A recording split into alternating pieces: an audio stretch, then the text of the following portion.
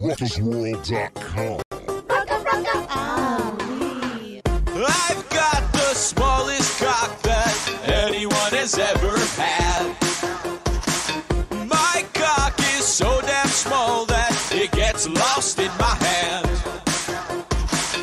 When I fuck women with it, they never know when I begin. When I fuck women with it, they always ask me, is it in? I have a little cock, a cock, a cock. I have a little cock, have a little cock, little cock. It's just a real small microwave little cock, a cock, a cock. My itty bitty little cock is just the right girth to make a double bolted line. It's just the right girth. My itty bitty little cock is just the right length to stick it on new baby side. It's just the right length. It's not the size that counts. It's how the ship moves. It's how you rise to the rock. It's not the size that counts, which is great, cause I have a really little cock. I drive a really big car to compensate for other things. I have a angry big dog. He's really loud and really mean. I watch a lot of news shows. I stand and scream at my TV. Fucking asshole, Pierce Morgan! I don't want black neighbors. They raise the cock size average on the street. Crime rate. I have a little cock, a cock, a cock. I have a little cock, have a little cock, little cock. It's just a real small microwave little cock, a cock, a cock. My itty bitty little cock is entitled to a handicap parking spot. Entitled. I scream at the top of my lungs when I'm at my church. Hey, Jesus fucking thanks a lot when I'm at my church. When bitches see my cock, it doesn't end well. When they always try and back off. When bitches see my cock, they always say, well, when they really don't explain a lot. I have a little cock. They say size matters. It does not. What really matters is how you handle what life throws at you. I'm embarrassed when I'm standing in the bathroom by the pisser. No divider in between them. And I'm standing next to a black dude. Cock, a cock, a cock. I have a little cock, have a little cock, little cock. It's just a real small microwave little cock, a cock, a cock. My itty bitty little cock is just the right girth to make a double bolted line. It's just the right girth. My itty bitty little cock is just the right length to stick in a new baby sock. It's just the right length. It's not the size that counts. It's how the ship moves. It's how you rise to the rise. It's not the size that counts, which is great, cause I have a right little cock. I have a small wee wee. You know, like as we all know, it really was like Max Landis on Red Letter Media. That is how most people ended up knowing who Neil Breen was, and that like it wasn't just Your Movie Sucks. It was also Max Landis like kind of contemporarily bringing it up. Oh hey, what's going on, everybody? Welcome, welcome. Hey. I decided to spring it on Nick, so Nick couldn't do an intro. I wasn't gonna do an intro anyway. I made 2 whole promos today. I'm done putting effort into this show for the day. That's right. So we got LowRes Wünderbred back on the show. How's it going, buddy? How you doing? You know, it's great to be back on. It feels like just yesterday that I was pretending to see Solo in order to crack jokes. I still haven't seen it. No, me either. No. I don't think I'm gonna. I think I'm Oh wait, over it. sorry. You know, it's funny because like I was just like I completely forgot that they made a Han Solo movie. I thought you were talking about the Mario Van Peebles film. Anyone remember that one? Oh No? my god. Oh. Yeah. Oh my god. There's a movie night. There's an upcoming movie night necessity. It should say something that I've actually seen the Mario Van Peebles B movie Solo, and I haven't seen the Disney Solo. I love how we don't even refer to it as the Star Wars Solo. It's just, and we didn't see Disney's Solo, a Star Wars Solo standalone story. That's right. Mm-hmm. Fuck it. So, if anybody's wondering, real quick before we get into more goofs and whatnot, down at the bottom over there under Nick, there is a counter for a social blade for Stefan Karl's YouTube channel. The basic idea is if we can get enough people subbing to Stefan Karl, then his family can get a golden play button for him as kind of like a tribute to him. So, you know. Yeah, we've had a it's a pretty shitty couple weeks in terms of like people dying and shit. People been dying left and right. People we don't know playing games. People we like, you know, maybe didn't like politically, and then Stefan Carlson for all the shitty hot takes going on, all that shit.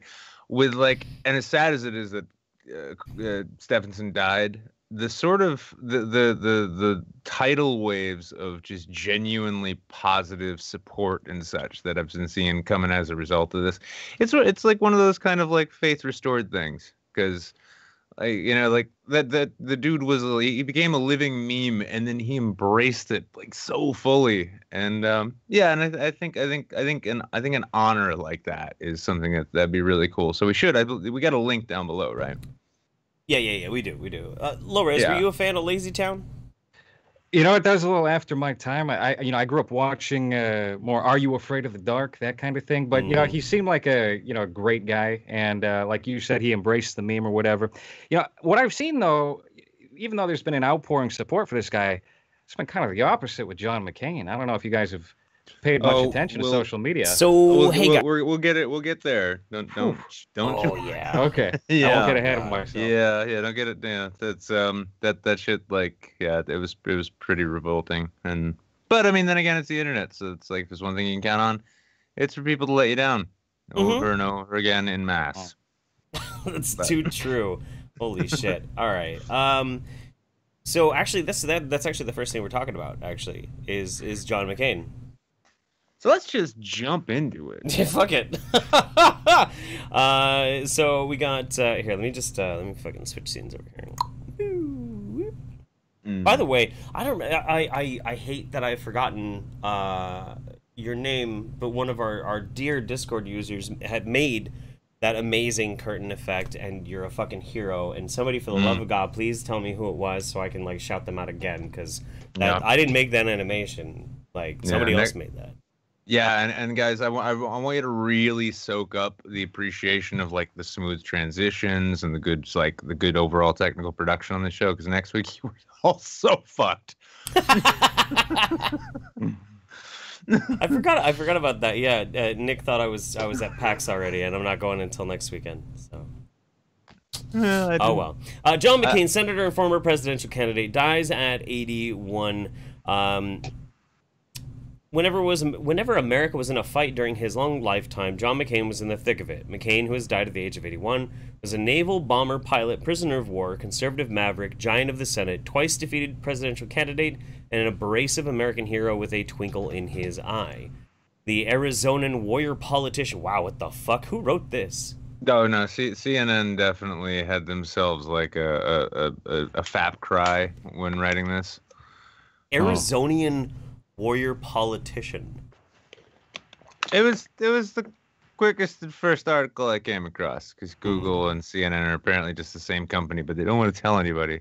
It's like the whole fucking internet has already shipped Google and CNN, but am I gonna like, when I die, are people gonna refer to me as the Oregonian alcoholic scumbag?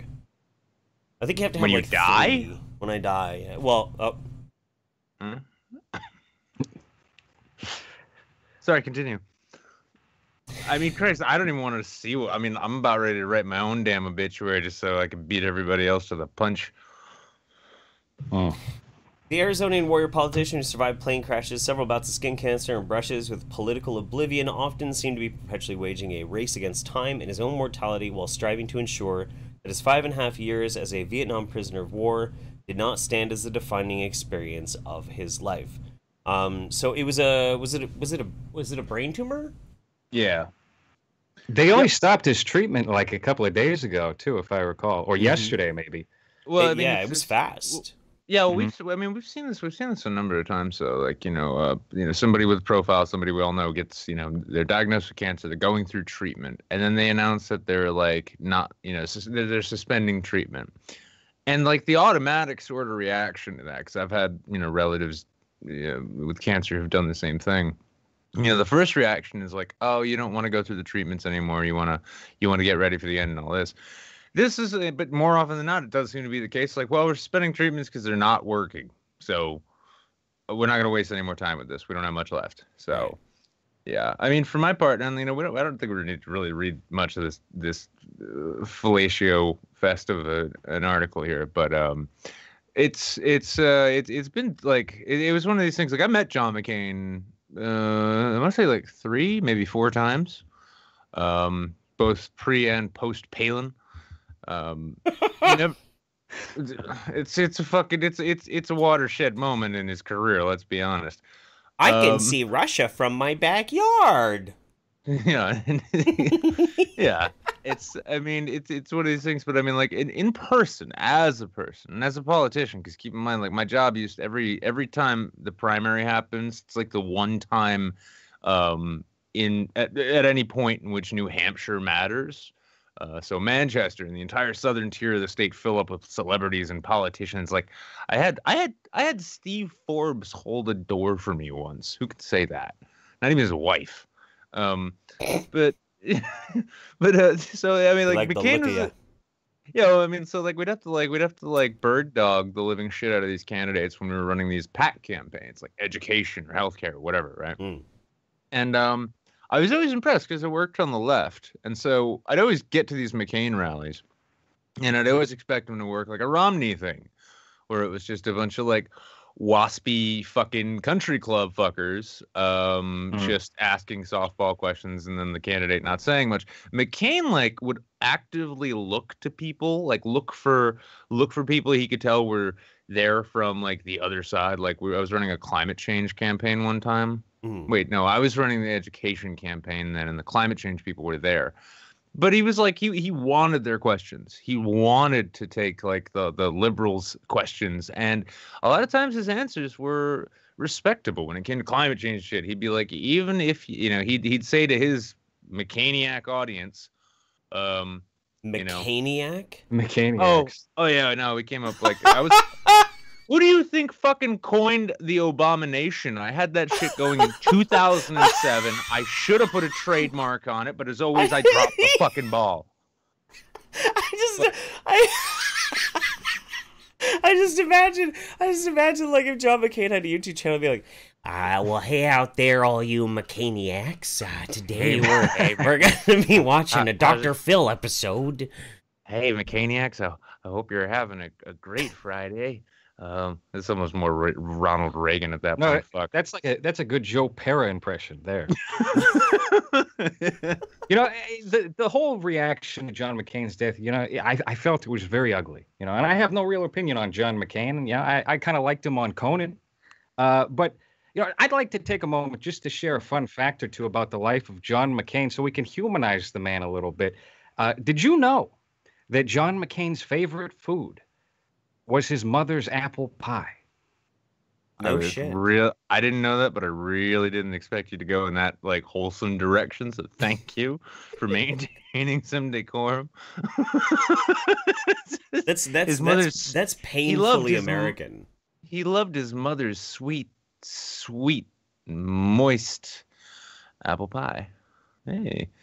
Yeah, I mean, that was the thing though. McCain, like, it's one of these things. Like, I met Romney. I met most of the candidates for the 2000s elections cycles and the early ones and all that. Like Mitt Romney, at least when I met him, has a handshake like a wet fish.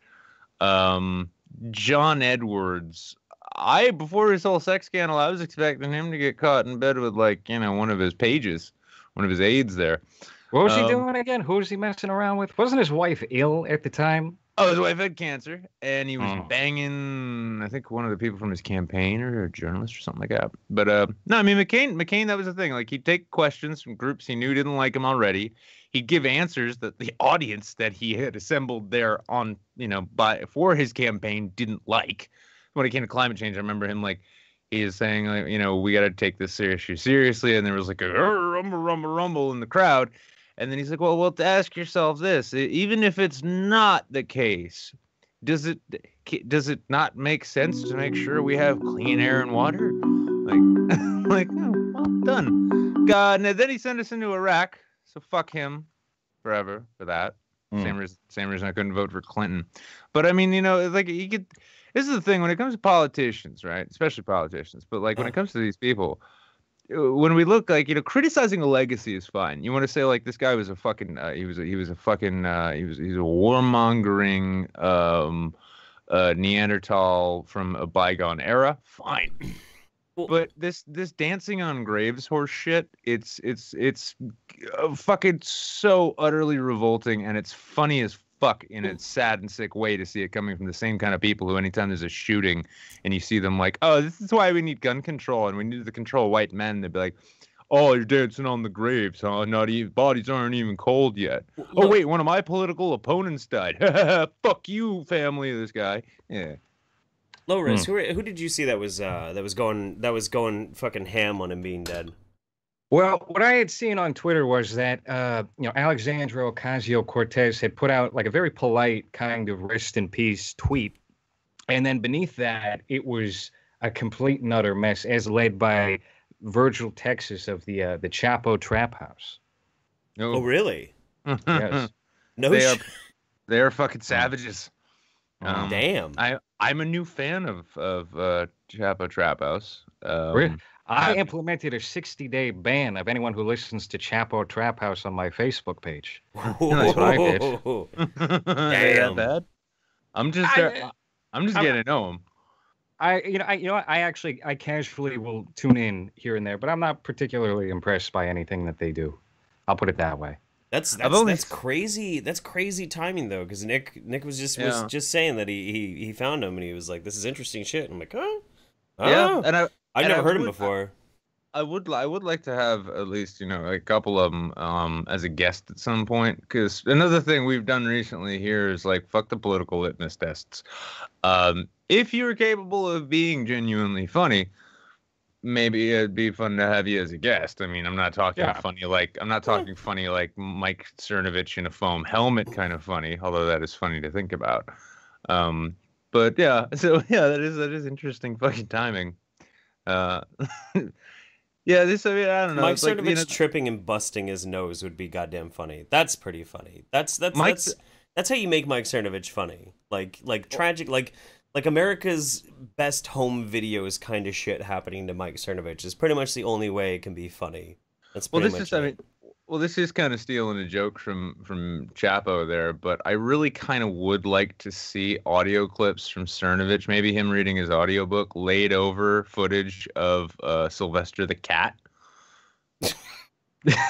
Okay, all right. That could be funny. That could be all right. I also saw Comrade Starbucks, Dan Errol, also basically saying that Ocasio-Cortez is now like a neoconservative or some shit. Oh, yeah. No, I love it because in that guy's eyes, literally everyone, probably even his own family members, are. I mean, he probably looks at his kid, and if like they don't like scowl at every white person they see, he probably just starts referring to him as little Mussolini. Fucking Dan Errol, my God! The very fact that like here's like just for a bit of background, I got into it with this guy last year at some point because he was like spouting off all of his like revolutionary communist shit, and I'm thinking like that's a pretty pudgy fucking commie right there. I mean, you know, you'd feed a whole family in like, you know, some sort of Soviet state there, bud. But yeah, he's all like, I'm a fighter for the labor, you know, for laborers. I'm a labor rights activist. And I looked him up. I did. I you know, we used to call it Googling him, but these days we call it like doxing. But I went and looked him up, LinkedIn. Like, not a single fucking instance of like real professional activism to speak of. Not 1 ounce of labor organizing, which I've got a history in. And to be like funnier than that, before he was a writer and professional speaker or whatever the fuck he bills himself as now. The only job I could see that he had listed in his professional history was he was like a sales manager for a bicycle parts company or some shit like that. It's just like I was like a lot of unions in the cubicle. See there, you had like your little corner office space there. It's like like I'm tired of sending out these gear ratios. A bicycle shop. Is he 60? Was this 1940s? Was he living in Mayberry in 1955? What? Bicycle shop. Disgusting. I can't stand this guy. Yeah. Either that or he lived in Portland. Yeah. There's always that. Yeah. But mentioning though, like since you mentioned Ocasio-Cortez, I've actually had kind of a weird identity conflict actually with some of my viewer base, who are very conservative. Some of them got very alarmed when I said that I actually liked that lady. I liked her. I like her. I like her chops. I think her policies are crap, but I like her chops. She's ballsy. Well, I mean, she clearly knows. She clearly gets her squats in. So yeah, the chops are nice. The flanks are pretty good too. She's playing the media very well. She is. Everything that she puts out there feels very almost like future president-esque. It seems like she's definitely got that in mind. Well, I don't know enough about her policies one way or the other to really make a formal judgment or opinion on her, but I am impressed with the ability that she does have to get her face out there. And we are talking about. She's a Brooklyn bartender. Who successfully primaried a sitting New York politician. Yeah. This kind of comes back to the nature of fucking decorum and maturity, and the shit that we're lacking these days is we all eagerly click on to the 10,000, 100,000 people watching, too mindless like a frat boy and a wannabe yardie, spar a little bit. Is it you can look at somebody you can look at John McCain. And you can say the guy had dog shit fucking policies. He was a talented, albeit shitty politician who led us down a lot of bad roads and did a lot of bad things as a senator. But there were merits to who he was and what he did, and you can't take those away from him. Same thing with Cortez there. She's a kind of loony fucking modern millennial wannabe commie who forgets about who goes up against the wall first when the revolution comes. But for a Brooklyn bartender to be this successful at actually developing a political base, to really mobilizing it, and to getting to where she is, it takes fucking talent. When I was in the professional left, I used to look at guys like, what was his name? The Bush's creepy Machiavellian fucking handler there. He looked like a thumb. What was his name? Emperor Palpatine. Yeah, not quite. No, he was young. No, I'm not talking about him. No, not Cheney. Are you talking about Rumsfeld? No, not Rumsfeld. No, he was chief of staff for a very short bit, but he ran the fucking the campaign. He's like a political. Ken? K. What's his fucking name? Karl Rove. Karl Rove. There you go. Yeah, there's the thing. I was working for fucking. I am the Senate. Yeah, pretty much. Yeah, I was working for fucking Acorn at the time, and I read sort of like an unofficial, not biography, but just his background and finding out about him and shit. And I looked at his career, and as somebody who was starting out in professional politics, I look at Karl Rove. I'm like, you are fucking evil, and really fucking good at it. Shit. You know who was a bad politician? Kevin Rove. His brother, terrible. Fucking terrible. Worst fucking politician I ever heard of. Kevin Rove? Yeah, Kevin Rove. No, he'd go to the city council meetings over in Philadelphia. He'd get up there and he'd call attention to ladies and gentlemen, can I have your attention? And they'd get up there and start fucking pulling his dick out. It's the weirdest fucking thing. Kevin Rove, dude. Total fucking pervert. Look it up. Whoa. I'm gonna have to now. I'm excited. I'm like, wow, I'm so happy I'm running for office. American politics has never been this exciting. And then it's like, wait, no, about 10 or 12 or 15 years ago it was. Oh, shit. I'm late to the party. It seems like every successful politician has a deformed brother waiting in the wings trying to get in there. There was Billy Carter. I don't have to bring up Jeb. Everybody knows Jeb. Yeah. Malik Obama, perhaps? Malik, Roger Clinton. There was Roger Clinton. Roger Clinton. Roger Clinton was kind of a weirdo. Hank Reagan. Hank Reagan was crazy. Most people don't even talk about Hank Reagan, but he actually had fetal alcohol syndrome. Horrible fetal alcohol syndrome. And they actually kept him in the basement of the White House because when they let him upstairs, he just starts shitting all over the carpets. So weird. You know, it's really, I just thought of this, but I actually know what would totally actually sell you, Jeff, on Cortez there. Yeah, we've all heard of the October surprise, right? We always know every election we got an October surprise, shakes everything up. If she has a dick, ooh, instant vote. Instant. So that's what America needs. It's not like we need another black president or we need a woman president. What we need is a hot trans woman president, you know? A nice thick vascular penis. We need more dicks in politics. That's right. We need more feminine penises in politics. That's I think right. you mean. That's right. This And you can even family-friendly show. you can even like the posters would be like Trish the Magnificent, and the tagline is "The dick makes it better." You know.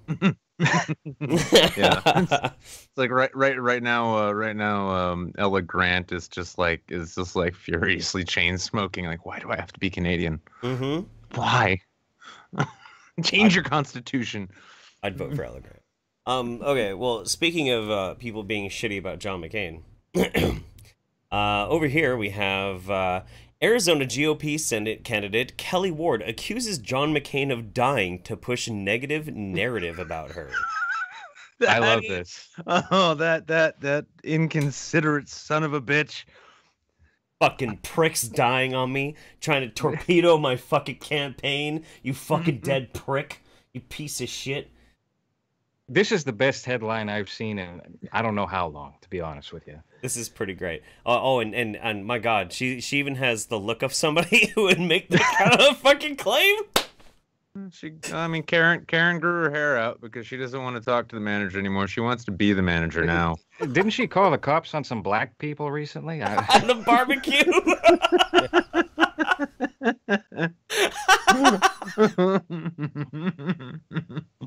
Ooh, shit. Okay. Yeah, so here I got this one. Arizona Republican Kelly Ward and one of her staffers accused John McCain of announcing that he was about to die at a time that would harm their campaign. It's not even just the headline. The first sentence is great, too. Veteran Arizona TV reporter Bram Resnick shared the tweets between the staffer and Ward herself, in which they bantered about the timing of McCain's announcement that he was dying. I wonder if John McCain's trying to steal attention from Ward's bus tour by announcing his life is coming to an end, the staffer wrote.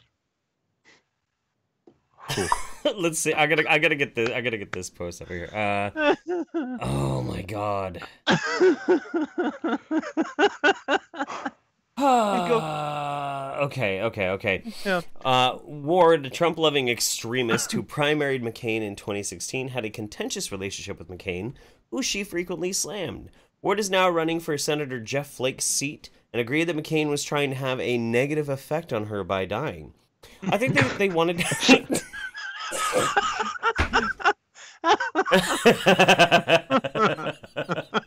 I love that they just they say it so matter of fact, and continue. Sorry.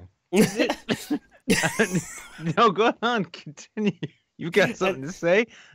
Please, by all means, man. This is gonna be a long article. Wow.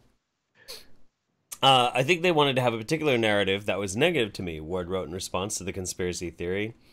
After Resnick pointed out Ward's comment, she deleted it and posted a statement accusing the fake news of pushing a narrative. This is the statement. The media loves the narrative. I've said again and again to pray for Senator McCain and his family. These decisions are terrible to have to make. I feel compassion for him and his family as they go through this. It's not the McCains creating a narrative. It's the media making something out of nothing. Fuck you. No. You know, no. I'm not even gonna read the rest of that shit for her. Well, what's the fucking point? I think we got the point, Kelly. Mm-hmm. Kelly, Go back to the DMV, Kelly. That's where you belong, Kelly. Work in the counter at the DMV. Let me know the fees have increased. Her name isn't Kelly anymore. It's Karen. No, Karen. Yeah. No. Yeah. So Karen. I'm struggling to get the gist of what she's actually saying here. Is the media is pushing a narrative that John McCain is dead to affect her camp? What am I missing? Why am I John McCain because she and John McCain had some problems before, right? Like that he picked now to go and like die, so that she would like her campaign would suffer. And if that's I mean that's some timing right there. I mean you gotta. You know, it's the kind of thing they teach you in flight school, you know. So she thinks he's dead, and that the media is glorifying him, and that will impact her campaign. That this is what she's rolling with. Yeah, it's almost like we've got a female Trump supporter here who's really upset about the fact that not everything is all about her. Like, yeah, he's dying, but don't you know I'm trying to run for Jeff Flake's Senate seat? On my bus tour. I have a bus tour, guys. You know, Forgetting about my bus tour to focus on this senior statesman just dying. That happens every day.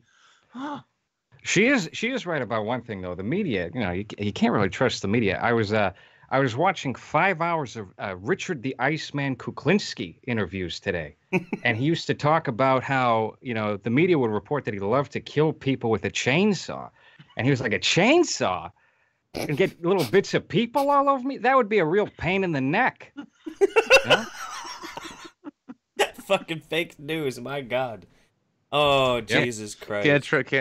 This is why we got big tech trying to push out little guys. Because you know, we're not. How am I supposed to find out who's killing who with a chainsaw in the Senate?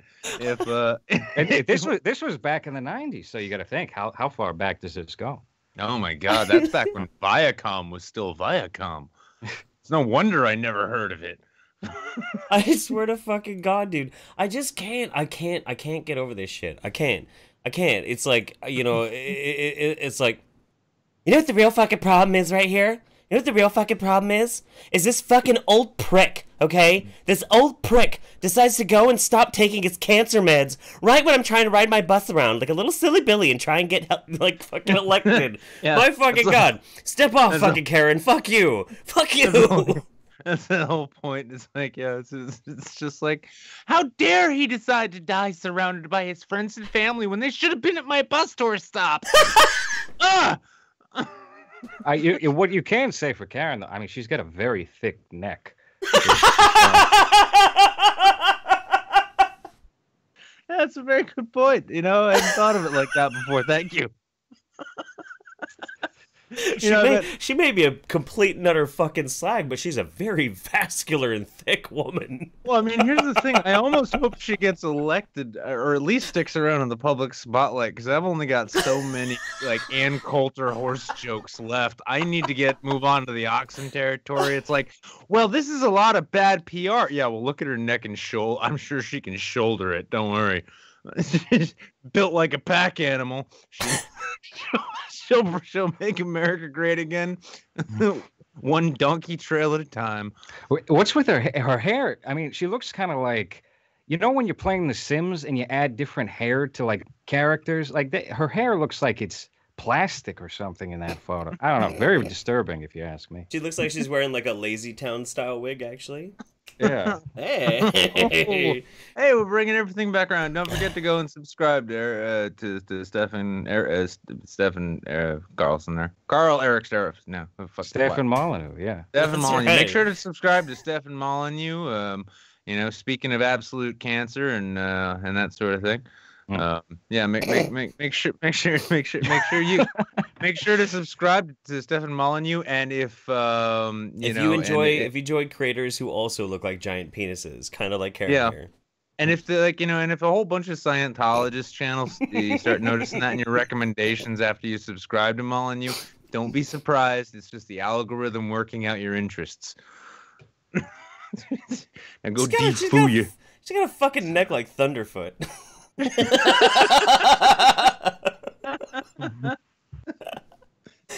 like Thunderfoot, so Yeah. I mean, Mm. you know, I mean, it's like, you know, I'm just waiting for Thunderfoot to, like, you know, accuse somebody of dying to just scuttle his channel at this point. You know, I think it's a neck thing. You know? Well, you know, these celebrities, they like to drop off in threes, and we had, you know, Stefan, and then we had John McCain. Who's next is what I'm wondering. Part of me wants to say it's going to be one of the Rolling Stones, but their bodies are all pretty much like, I mean, I'm pretty sure they just have pure formaldehyde and heroin running through them at this point. They're pickled. They're pickled. Yeah.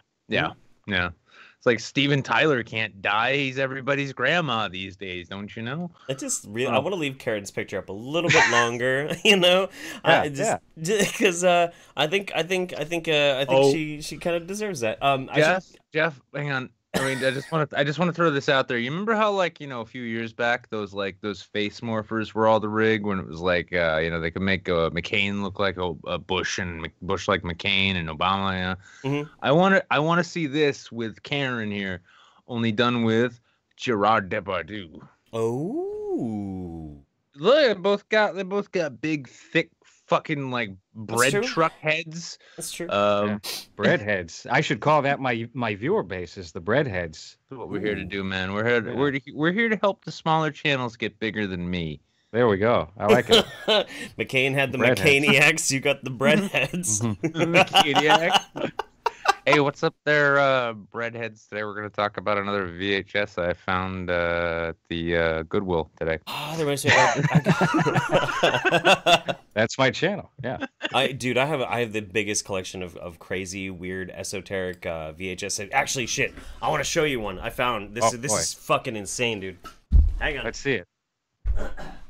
I gotta say the LowRes, one of my favorite lines I think I've heard in a video was when you were talking about unlabeled VHS. You're like, I've had a love of VHS ever since my grandfather showed me this one of him strangling a Filipino man, and after that I was hooked. Can you make that out? Do we infants? Something massage practice for infants.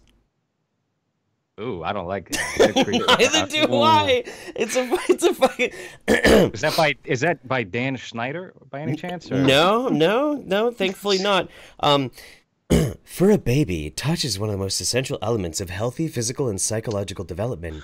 Combining touch with play and caregiving is a nurturing way to interact and bond with your new baby. In massage practice for infants, certified infant massage instructor Michelle Cluck takes you step by step through safe and effective techniques that help relax your baby and relieve common physical discomforts. Practicing massage daily helps deepen the communication between infant and parent, both mothers and fathers, and builds a solid foundation for your child's overall health and well-being. I am so split right now as to whether or not to make a Catholic Church joke or a QAnon joke. I don't know which way to go. This is the creepiest fucking VHS I've ever seen in my life. I watched it, and it's just, it is bizarre.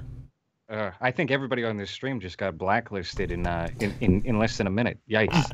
It's fine. We're all Catholic. We're all Catholic. It's okay.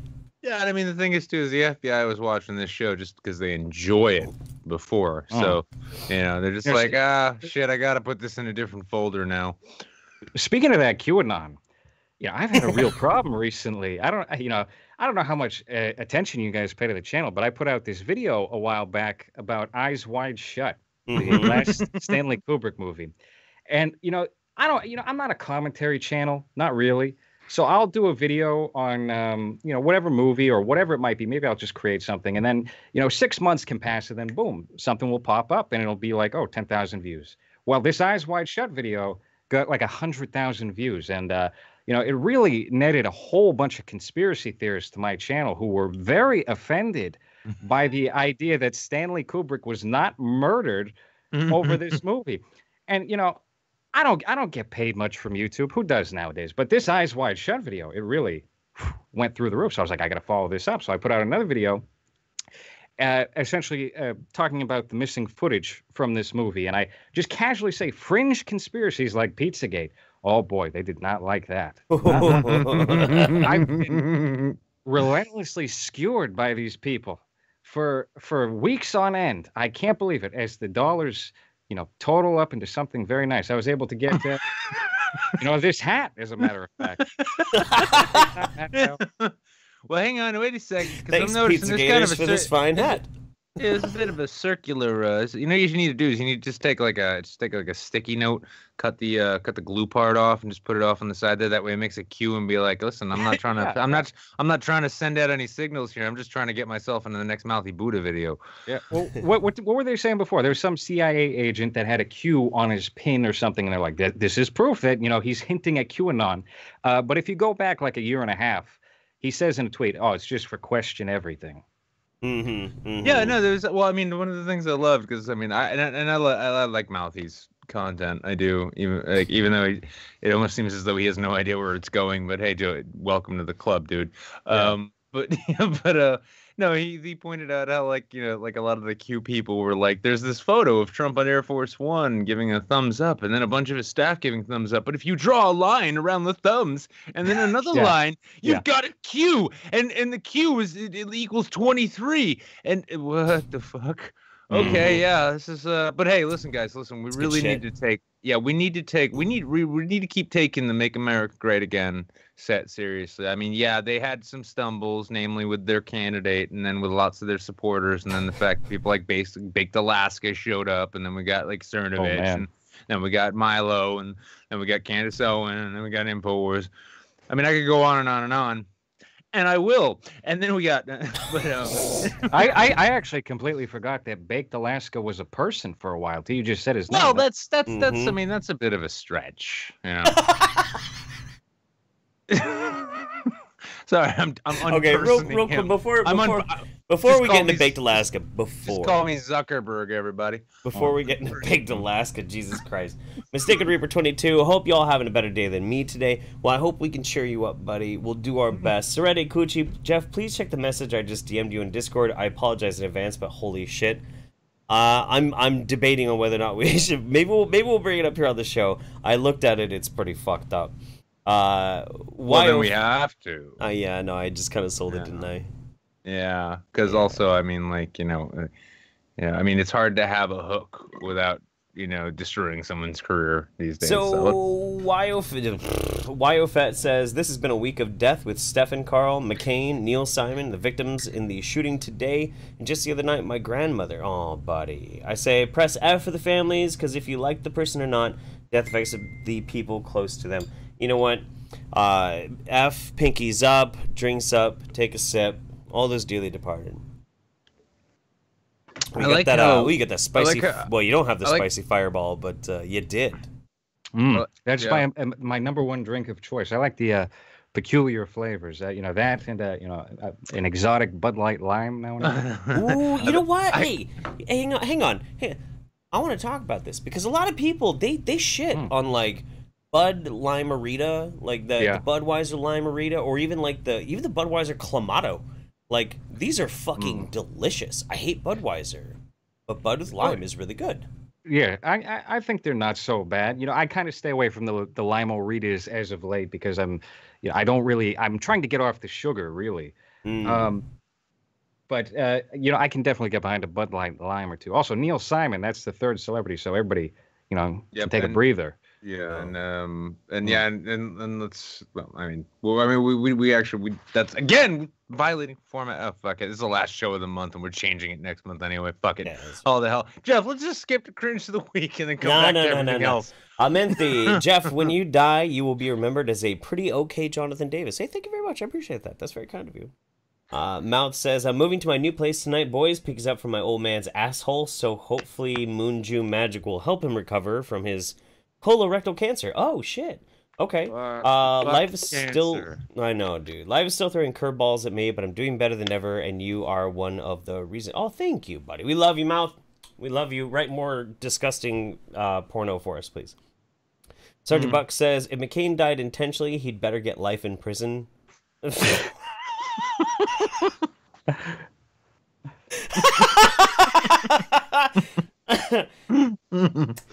That's pretty good. Yeah, it's inconsiderate. It's crisp, like having a nice hard apple cider and dropping a shot of that fireball in there.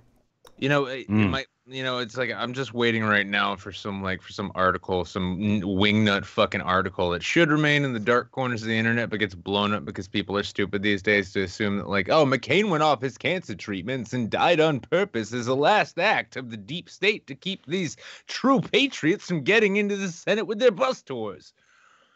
Yeah, it's coming. If it ain't coming, I'm gonna write it myself. Jay Caesar says, damn old men and check smoke signals using death to push false narratives. True. And Breadmaster PBJ said, Breadhead #1 reporting for duty. Hell yeah. There we go. There you go. Mm-hmm. Look at that. Look at that. We've had people just lurking in our chat and in our super chats and all that. Just like they don't even like the show. They just know eventually you'd come back. I have the opposite of cancer medications. It's the fucking death shots, man. Oh, that's right. Oh, did we just get a death shot? Nope. Well, No. I say we. No. Oh. No. You're just giving it away for free, huh? No, I'm not taking a fucking... Are you kidding me? Okay. Baby Well, dog I mean, gotta get paid, boy. So Baked Alaska. Yeah, Baked Alaska. Back onto him. He's terrible. What is he up to? Collecting unemployment? What? I mean, like, the thing is like, you know, there was a really good opportunity that came up in the municipal sanitation department. He gets to be outdoors, but he still gets to get driven around. So yeah, I wish him all the best of luck there. He was doing something recently, and I can't remember what he started trying to hang out with somebody. I can't really remember what it was, but he's basically trying to find like the next thing that's gonna like buy him into social relevancy. I so hope he becomes a black Israelite. Well, the thing is like you have to remember. Oh my God, a black Hebrew Israelite, that would be amazing. That's right. That's right. You know, you got Baked Alaska in a fucking dashiki. No, hang on. Baked Alaska standing on a street corner in a fucking dashiki, screaming at white people how they're gonna be slaves. That'd be fucking great, dude. Here's the thing I gotta wonder though, if you know, now that like the alt-right buzz is starting to die down and people are finding that, like, you know, white nationalism is just like cringy cancer as opposed to like edgy politics, do you think people are gonna start like, do you think a lot of these kids are gonna start like jumping ship in the hard way, going like hard left, and then making it about Germany? Because if they do, you know what we can call it. I was gonna say that a lot of these people who become like extreme leftists usually are on the exact opposite end of the spectrum. I've known of a couple of people like that, where they'll come from some rural town, and maybe they're not like full blown far right, but they've got those kind of politics in their brains, and then something just happens, and then they go, they're Antifa. That's an honest. Antifa. Yeah, that's like honest stupidity there. That's like, I desperately need something to cling on to so that I can understand the world. What I'm talking about though are these like, these edgy, I am new media types who are like, they take staunch fucking stances and then they do a complete 180 when they feel that the winds are changing. I like to call these people rudderless political sailboats. And I would say though, I mean, if we start seeing white nationalists and alt-righters, when they start seeing it fall out of fashion and they start seeing their numbers collapse, jumping ship and going over to the hard left, and then waiting for the time where they can go back to the hard right, chonging. Oh. Do you mean chunging? Oh, yeah. I caught that. There we go. I knew it would take a minute. It's it's a layered joke. Chunging, if you're chung. I don't fucking know how to pronounce it. Yeah, but no, it's like I look forward. That's subtle, Nick. That's real subtle. That was super subtle. That was super subtle. Welcome. Yeah, I do look forward though to seeing Baked Alaska coming out. Rainbow hair, perhaps. I look forward to seeing a vicious article written about us now. Appreciate that. Nobody's gonna read it, but I mean, it'll still come out. Anyway. So I'm laughing and I used to cheer when like 100 people would read one of my beer reviews. So I'm like, wait, that's me too.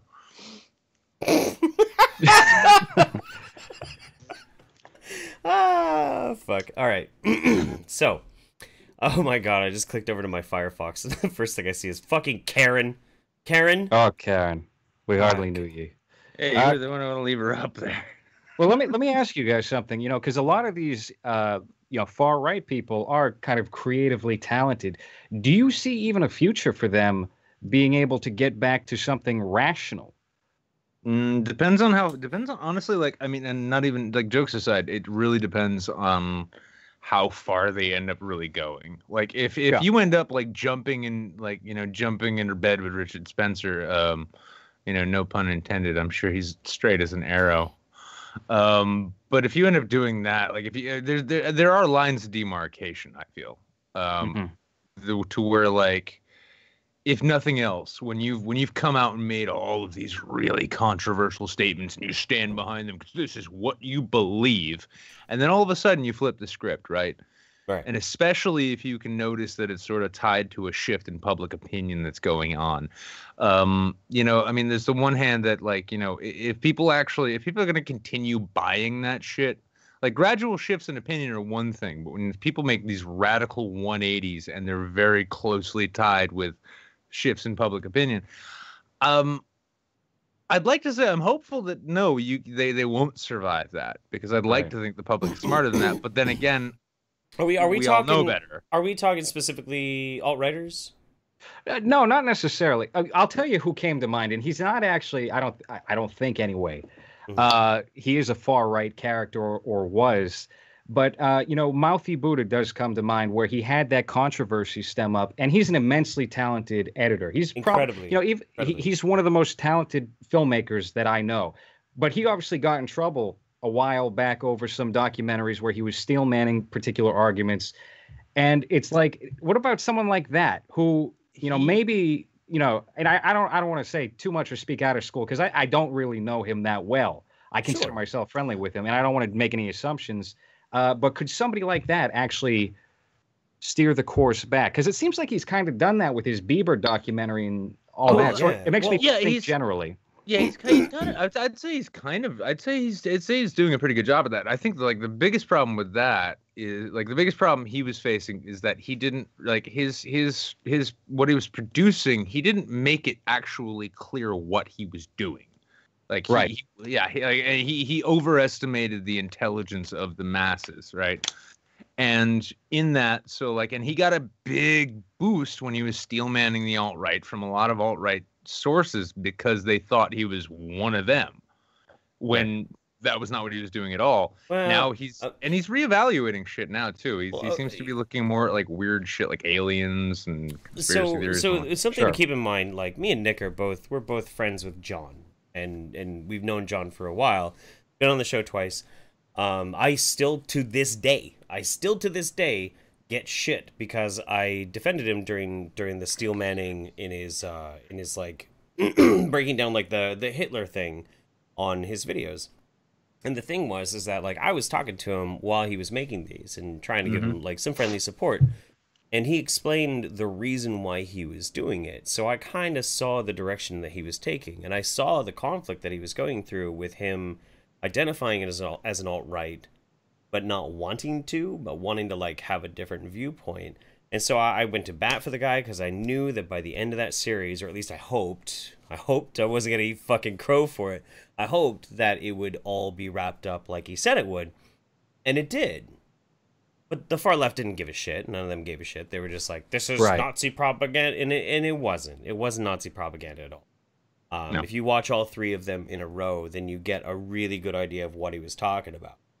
I think that Mouthy's already pretty much out, and now he's just doing the things that he feels really passionate about, which is great. Super great.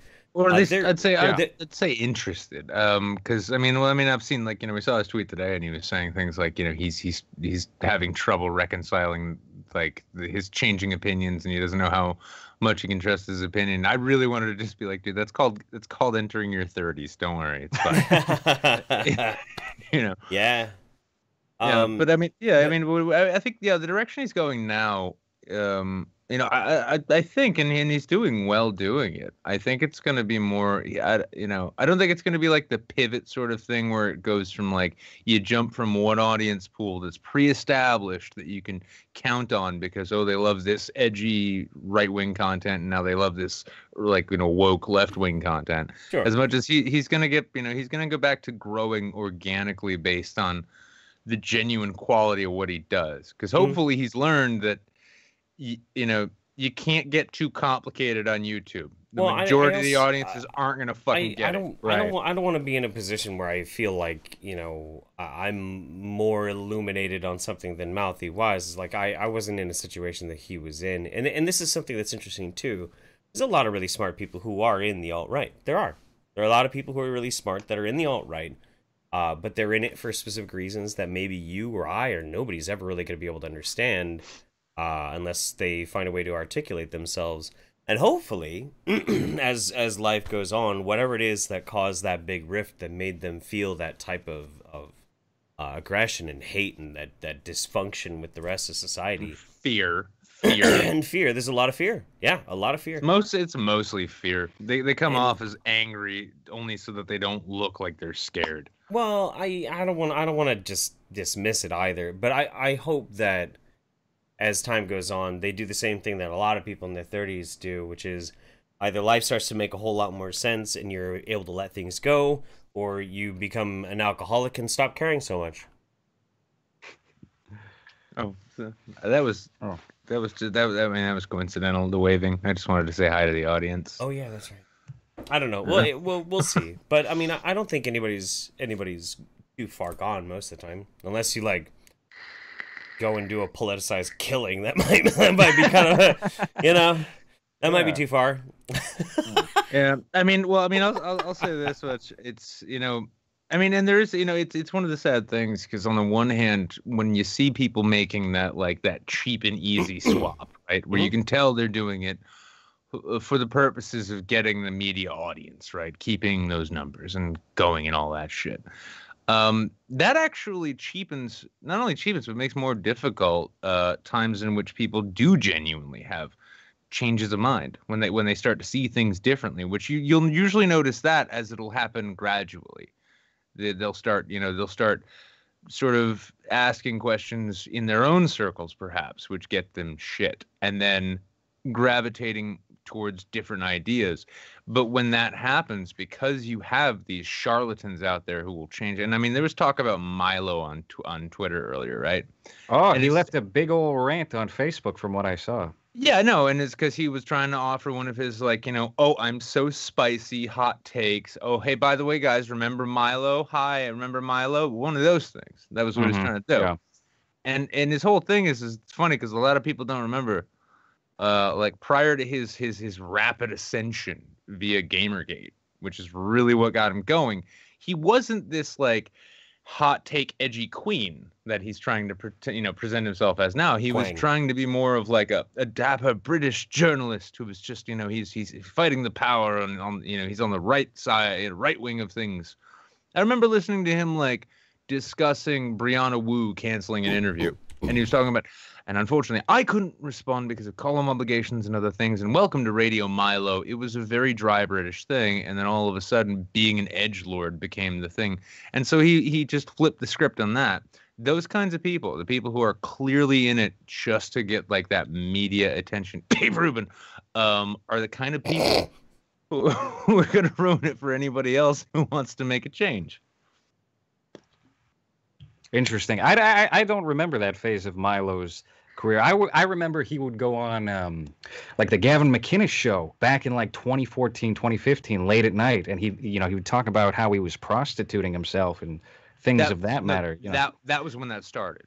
If you look back to like 2012, 2013, you'll find a lot more of the kind of Milo who dressed up, you know, who cosplayed Harry Potter to apologize for saying that he thinks it's okay for like older men to touch younger boys at some point. Yeah, I wasn't even around back then. I have no knowledge of Gamergate, you know, video games. I can't be bothered. I like to play a good, Parcheesi from time to time. And, that's just here, hang on a second. I got something for you guys. This is pretty amazing. Here we go. Sometimes this works out. Yeah, we got Count Chocula there. It looks like.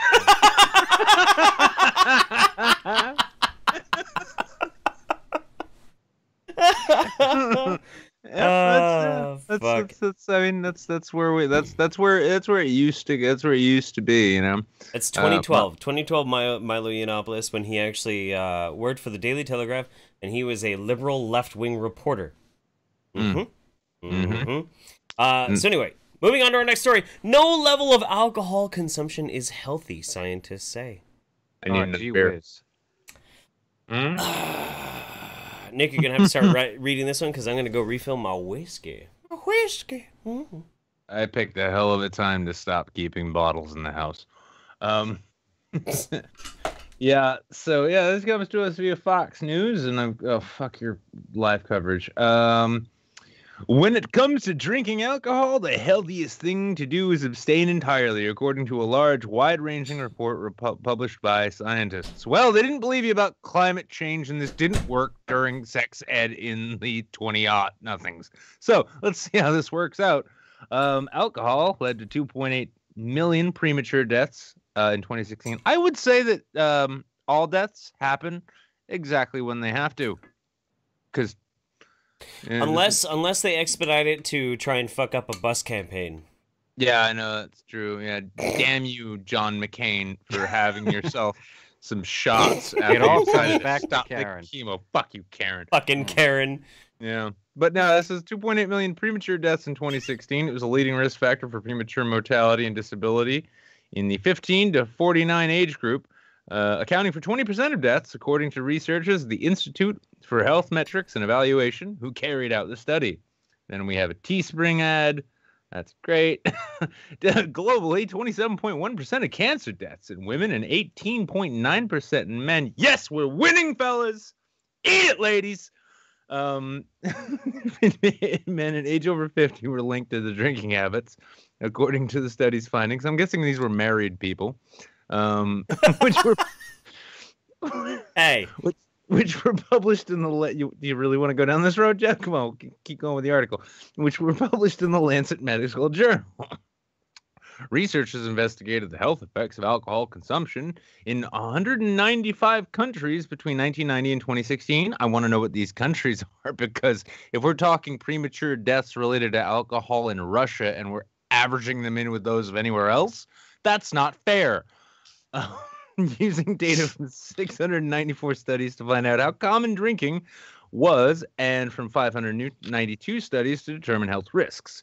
The study, which received funding from the Bill and Melinda Gates Foundation, fucking killjoys, also analyzed whether the moderate level of drinking could have health benefits, which previous studies have indicated. By the way, this episode of YouTube Science brought to you by Anheuser-Busch. Fuck you, Institutes of Health. Although researchers found low levels of drinking could offer some protection against heart disease and maybe from diabetes as well, because we're scientists, who knows? These positives were far outweighed by the harmful impacts of alcohol, including the impacts upon your child's face when they won't turn that fucking speaking spell off. What the fuck? For younger people, the biggest causes of death linked to alcohol were tuberculosis. What the? Are we playing the fucking Oregon Trail now or some shit? I know. Yeah. Road injuries. So tuberculosis. More young people who drink alcohol died from tuberculosis-related drinking, or drinking-related tuberculosis, than from drinking-related road fatalities. So yeah, you know what? Suck it, mad. Mothers Against Drunk Driving. Where's my Mothers Against Tuberculosis, huh? Fuck. And self-harm. Now, I'm kind of thinking about those kids who are like, yo, this crew ain't got nothing on any of us. Watch us shoot 22 rounds through our cheeks. You guys saw that? That video is amazing. I love that video. Oh my God. The second one, though, that's you know, the cherry. That second shot. The thing is like, you know, while they were waiting on the ambulance, the third guy's like, yo, I could put one of those through my spinal column. Watch. That was a good one. Gotta love Gen Z. Yeah. It's like, guys, please go back to eating detergent, please. Okay. We have to stop for a second. They're saying that alcohol-related tuberculosis killed more people than, like, say, drunk driving, basically. Road injuries due to alcohol. Where? No. What the fuck? Where are they fucking? Where are they getting this? What the shit? World Health Organization experts are like pleading with, like Jack Daniels and Anheuser-Busch to take a stand to correct this tuberculosis epidemic in fucking Uzbekistan. Oh, Christ, we got to stop this now, kids. Boys, I got a request. As you continue to read the article, do you mind if I go take a piss real quick? Please, by all means. I have the weakest bladder around. Okay. No, yeah, I don't want you to catch tuberculosis or anything. Thank you. Yeah, the study shows that 1 in 3, or 2.4 billion people around the world, drink alcohol. You grew so... When he turned his cam off, you grew so big. How did that happen? Oh, well, welcome to the gigantism. I'm not comfortable with it. Gigantism. Jeff, you're Nick, I'm not comfortable with it. It's not, it's not the size of the boat, it's the motion of the ocean, unless you happen to be a tuberculosis patient. I don't fucking know.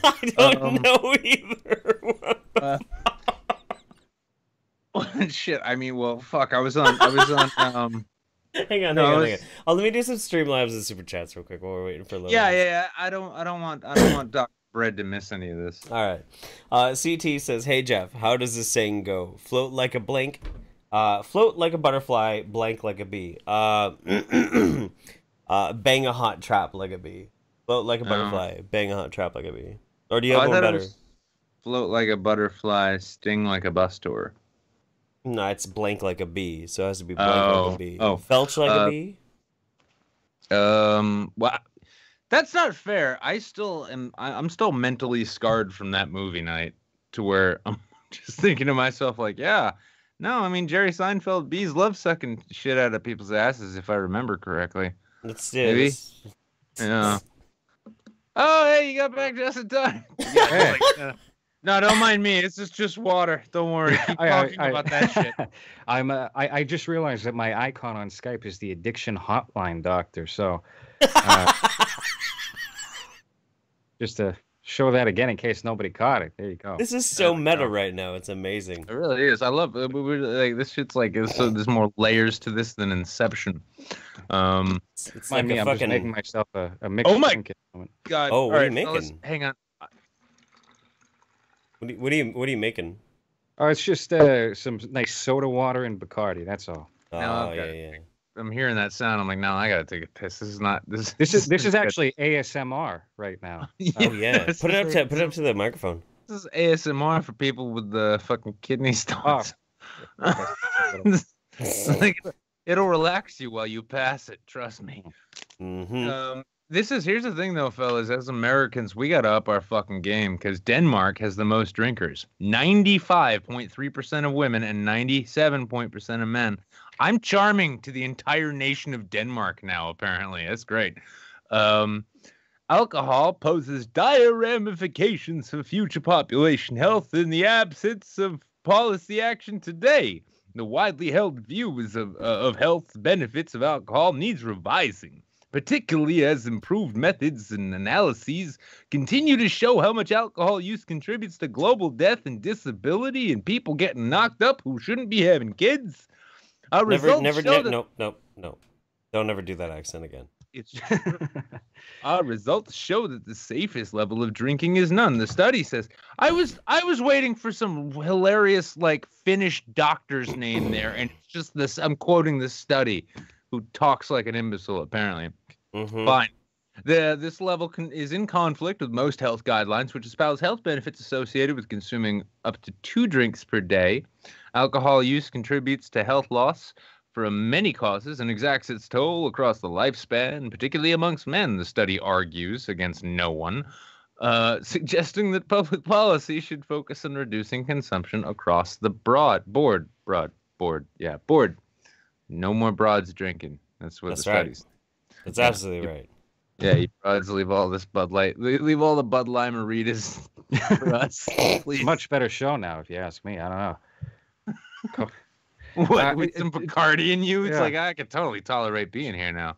To your point, though, I don't know if Americans could tolerate the drink the way that Europeans could. Coupled with obesity striking the nation. It seems like a rough time for American hearts. You're not a Darwinist, are you? It's like, listen, sir, I clearly go to Walmart more often than you do, and I cannot encourage this enough. It's like they based this entire study off of 2 people of Walmart videos. I think it's bad. It's just bad. Look at how this man crashes his motorized shopping cart into this Prius. They were just there for some. They were there for some Miracle Grow, and now they've got to call Geico and get their rates adjusted. It's just terrible. I'm vastly amused right now. By what? Nothing, man. He still hasn't noticed. Doesn't matter. Nah, that's fine. It's okay. I can't. I'm gonna have to look at the stream now. No, you don't. No, it's fine, dude. Don't worry about it. It's fine. Oh no! Oh Christ! All right, I see. This is sort of this is a pilot episode for September, isn't it? It's like, well, I don't need to let LowRes even know that we get super chats. He'll just do this shit for kibble. Fuck. All right.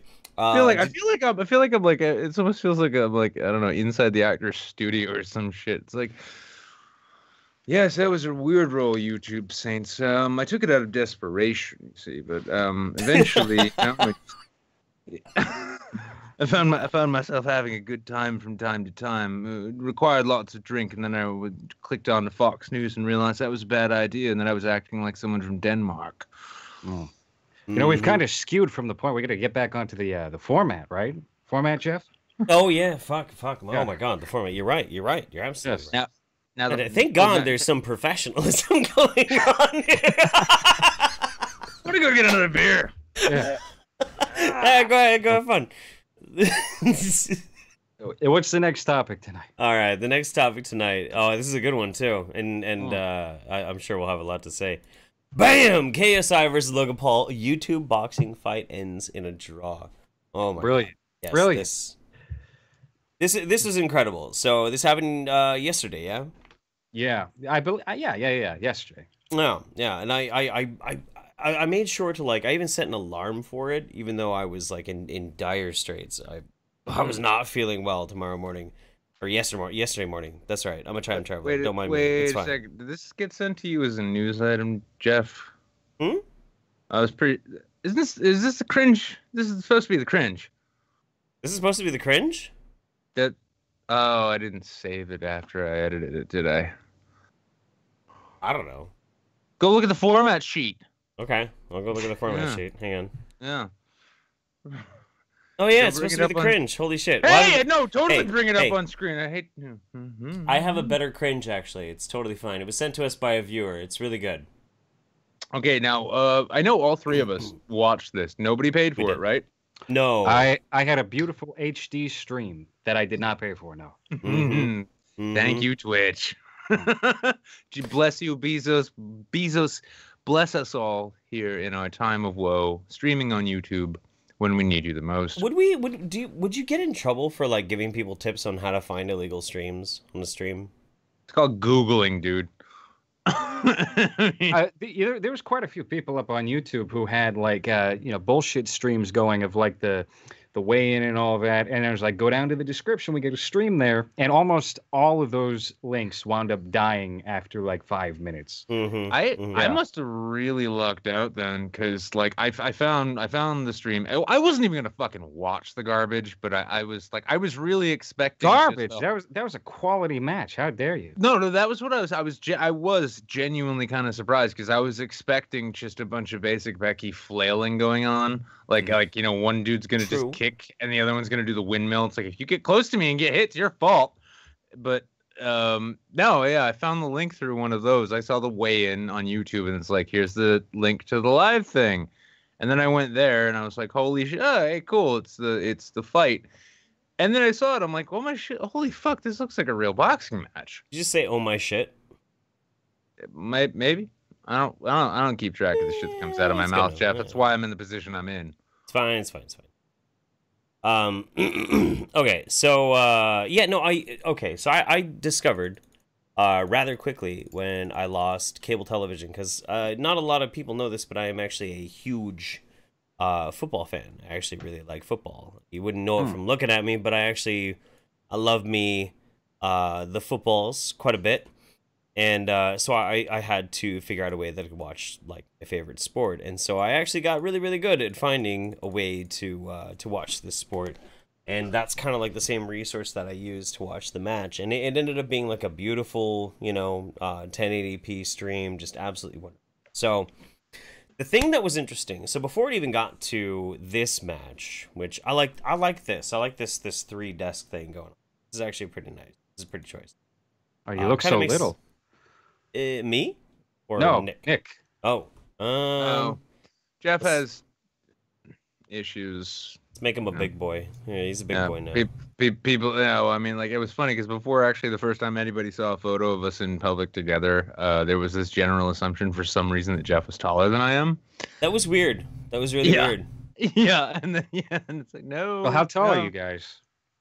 What? I'm 5'9", 5'10" in boots, and you're 6 foot, right? I'm almost 6 foot. Okay. Yeah, you're only like maybe 2 inches taller than me. Not that much. Yeah, I'm 5'11 3/4 because when you're almost 6 foot, he's got this giant fucking head though. So when we're next to each other, he looks like It's not even funny. I mean, like any video. It's hilarious. Me wearing hat. Yeah, if you ever see a video of me wearing a hat. That is a comically oversized hat. You can guarantee it. It's and it hasn't gotten better with my drinking. I too am 5'11". I'm not going to add on the 3/4 though, because I'm a grown man and I don't do that.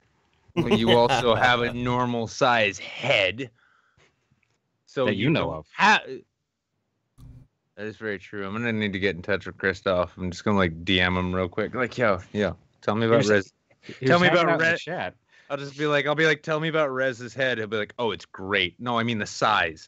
This is a conversation I didn't need to have. Yeah. It's a breadhead. Oh yeah, breadhead comes back around.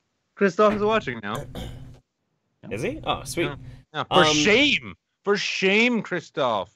Fucking shame. Being the publisher of a known fascist like vernaculus, my gods. Okay, so the thing is, like, the thing for me was not really Logan Paul versus KSI. I didn't really give that much of a shit about that fight. I just wanted to see the Paul brothers get punched in the face, and I did, and it was fun. It was great. But like for me, what was really interesting was the other fights. The other fights I found fascinating. It started out with this guy named Call Me Ham, I guess, and this other guy decided that they were going, and they're very small YouTubers, but they managed to like get into it, and they had a fight. And that was how small are they, Jeff? I think that They Call Me Ham dude had like 2,000 subscribers, if I'm not mistaken. Where's my boxing match? What? I don't know. Be Eurotrash, and maybe you'll get a boxing match. I can do that accent. They were all Eurotrash. But the best fight of the night was that FaZe guy. That FaZe guy was a fucking beast. I didn't catch any of these, actually. The only one I caught... I caught the tail end of the Jake Paul fight, and then I tuned in for the main event. So I missed out. I'm lost on this as well. Oh my god! So I don't remember which member of FaZe, because FaZe is like a gaming clan, sort of thing. But this dude, he's a fucking beast, and he started calling it that he was gonna knock the dude out with a liver shot. And he kept saying it over and over and over again. That he was gonna knock this dude out in a liver shot, liver shot, liver shot. And then like right before the last round that they had it, like he's over in the corner and he like even points on his own body, liver shot, and lifts his left hand.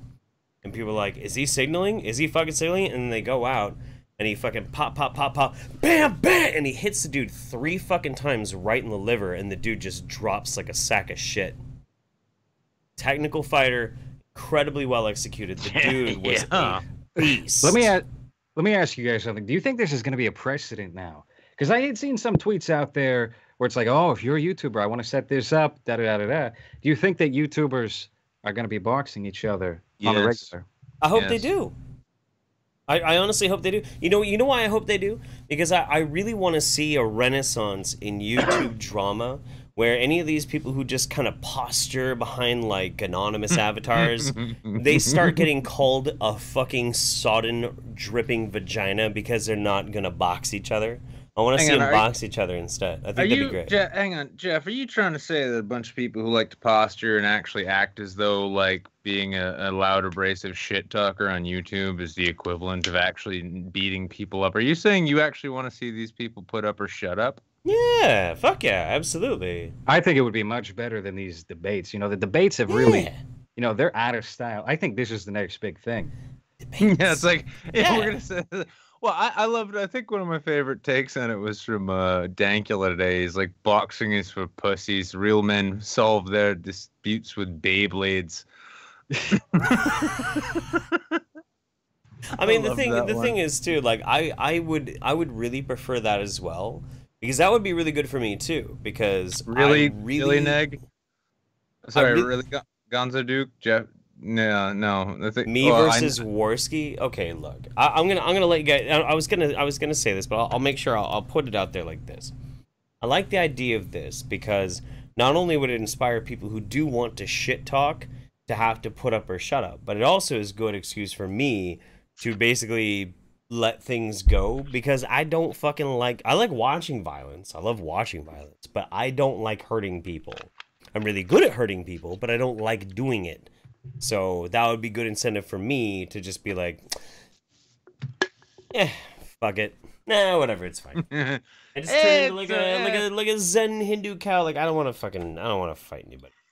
Whatever. I would like to personally box whoever called me a bootleg Shia LaBeouf in the chat. I just kind of lost who said that. But oh shit, I forgot to log out of my alt account. I'm sorry.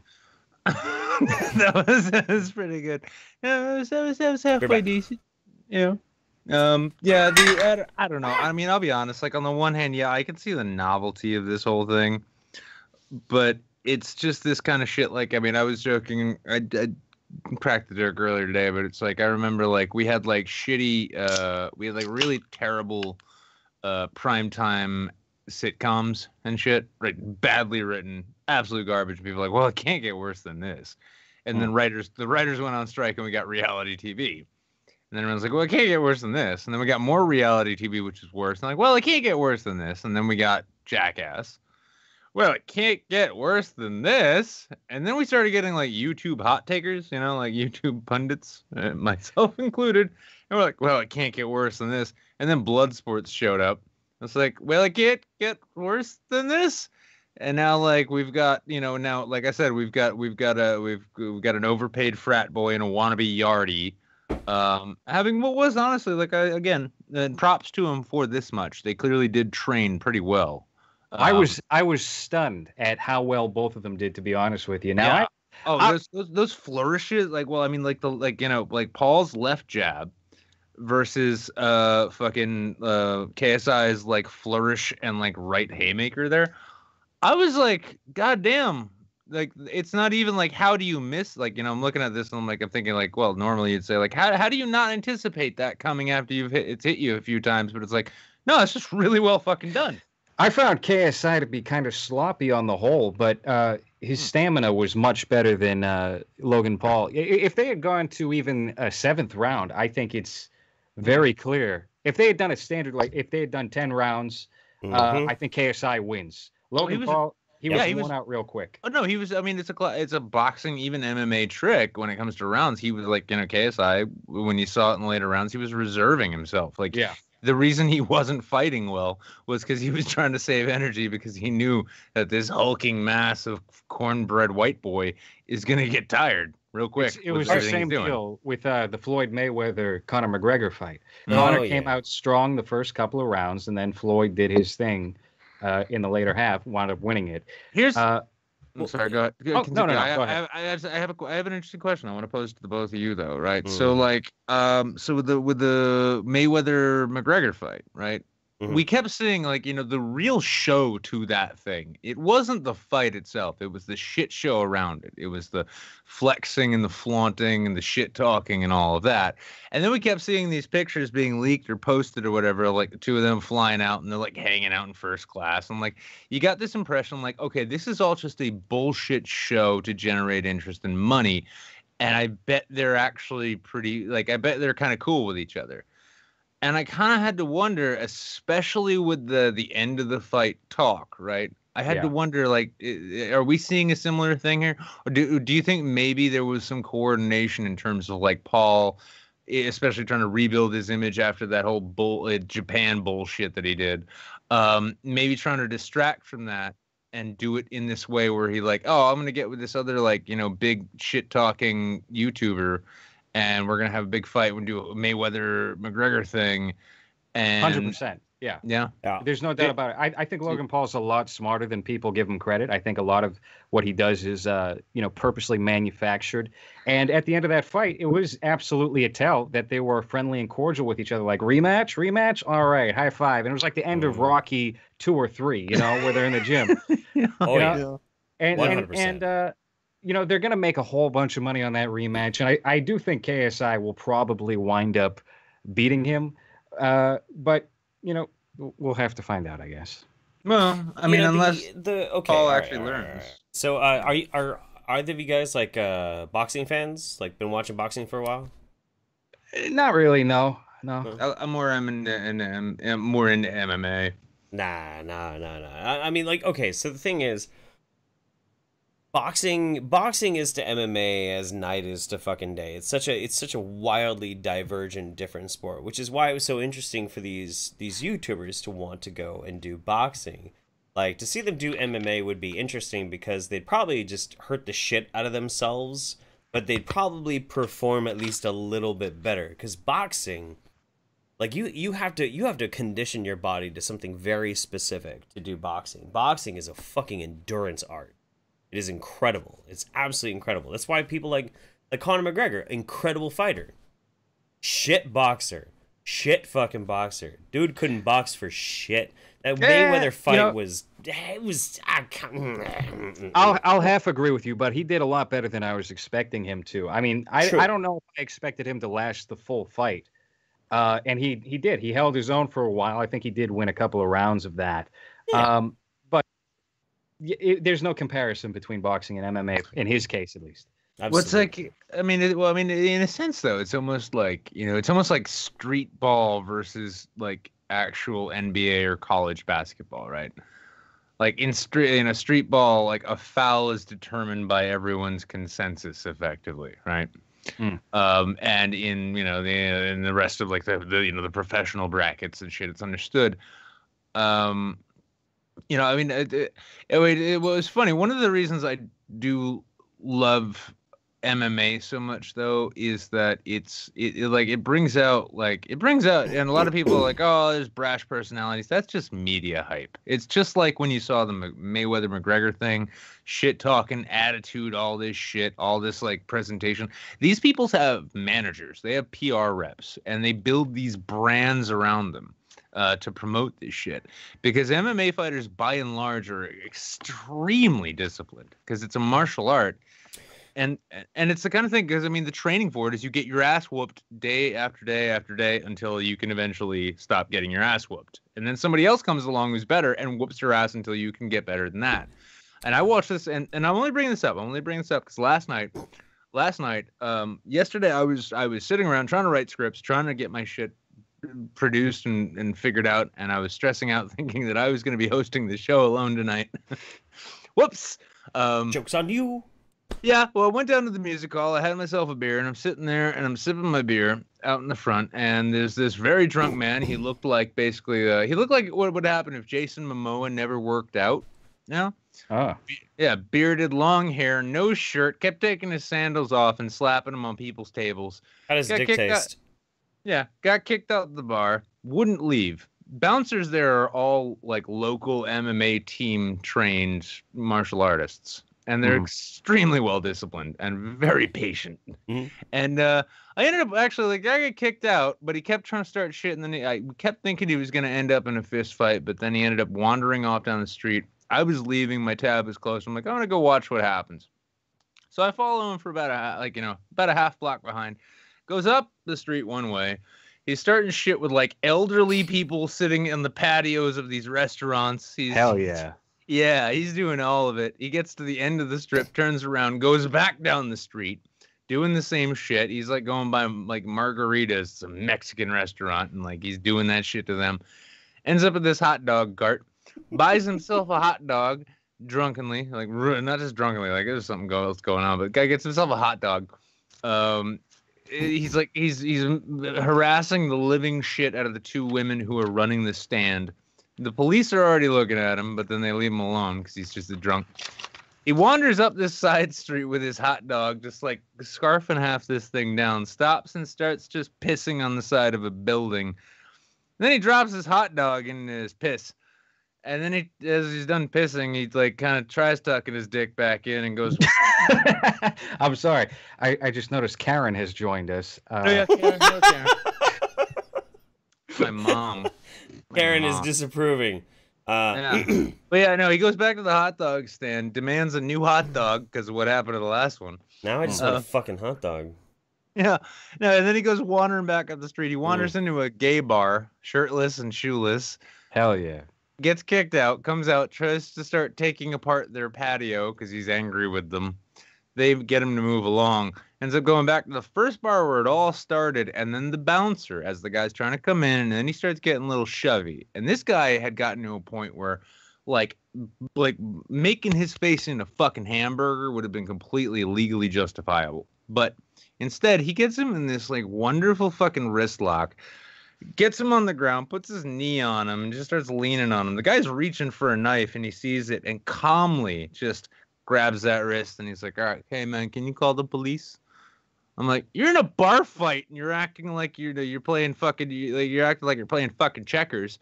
Motherfucking police show up, he gets hauled off. Like, about 200 people gathered to watch the spectacle, and we all applauded the police department as they hauled this annoying son of a bitch off.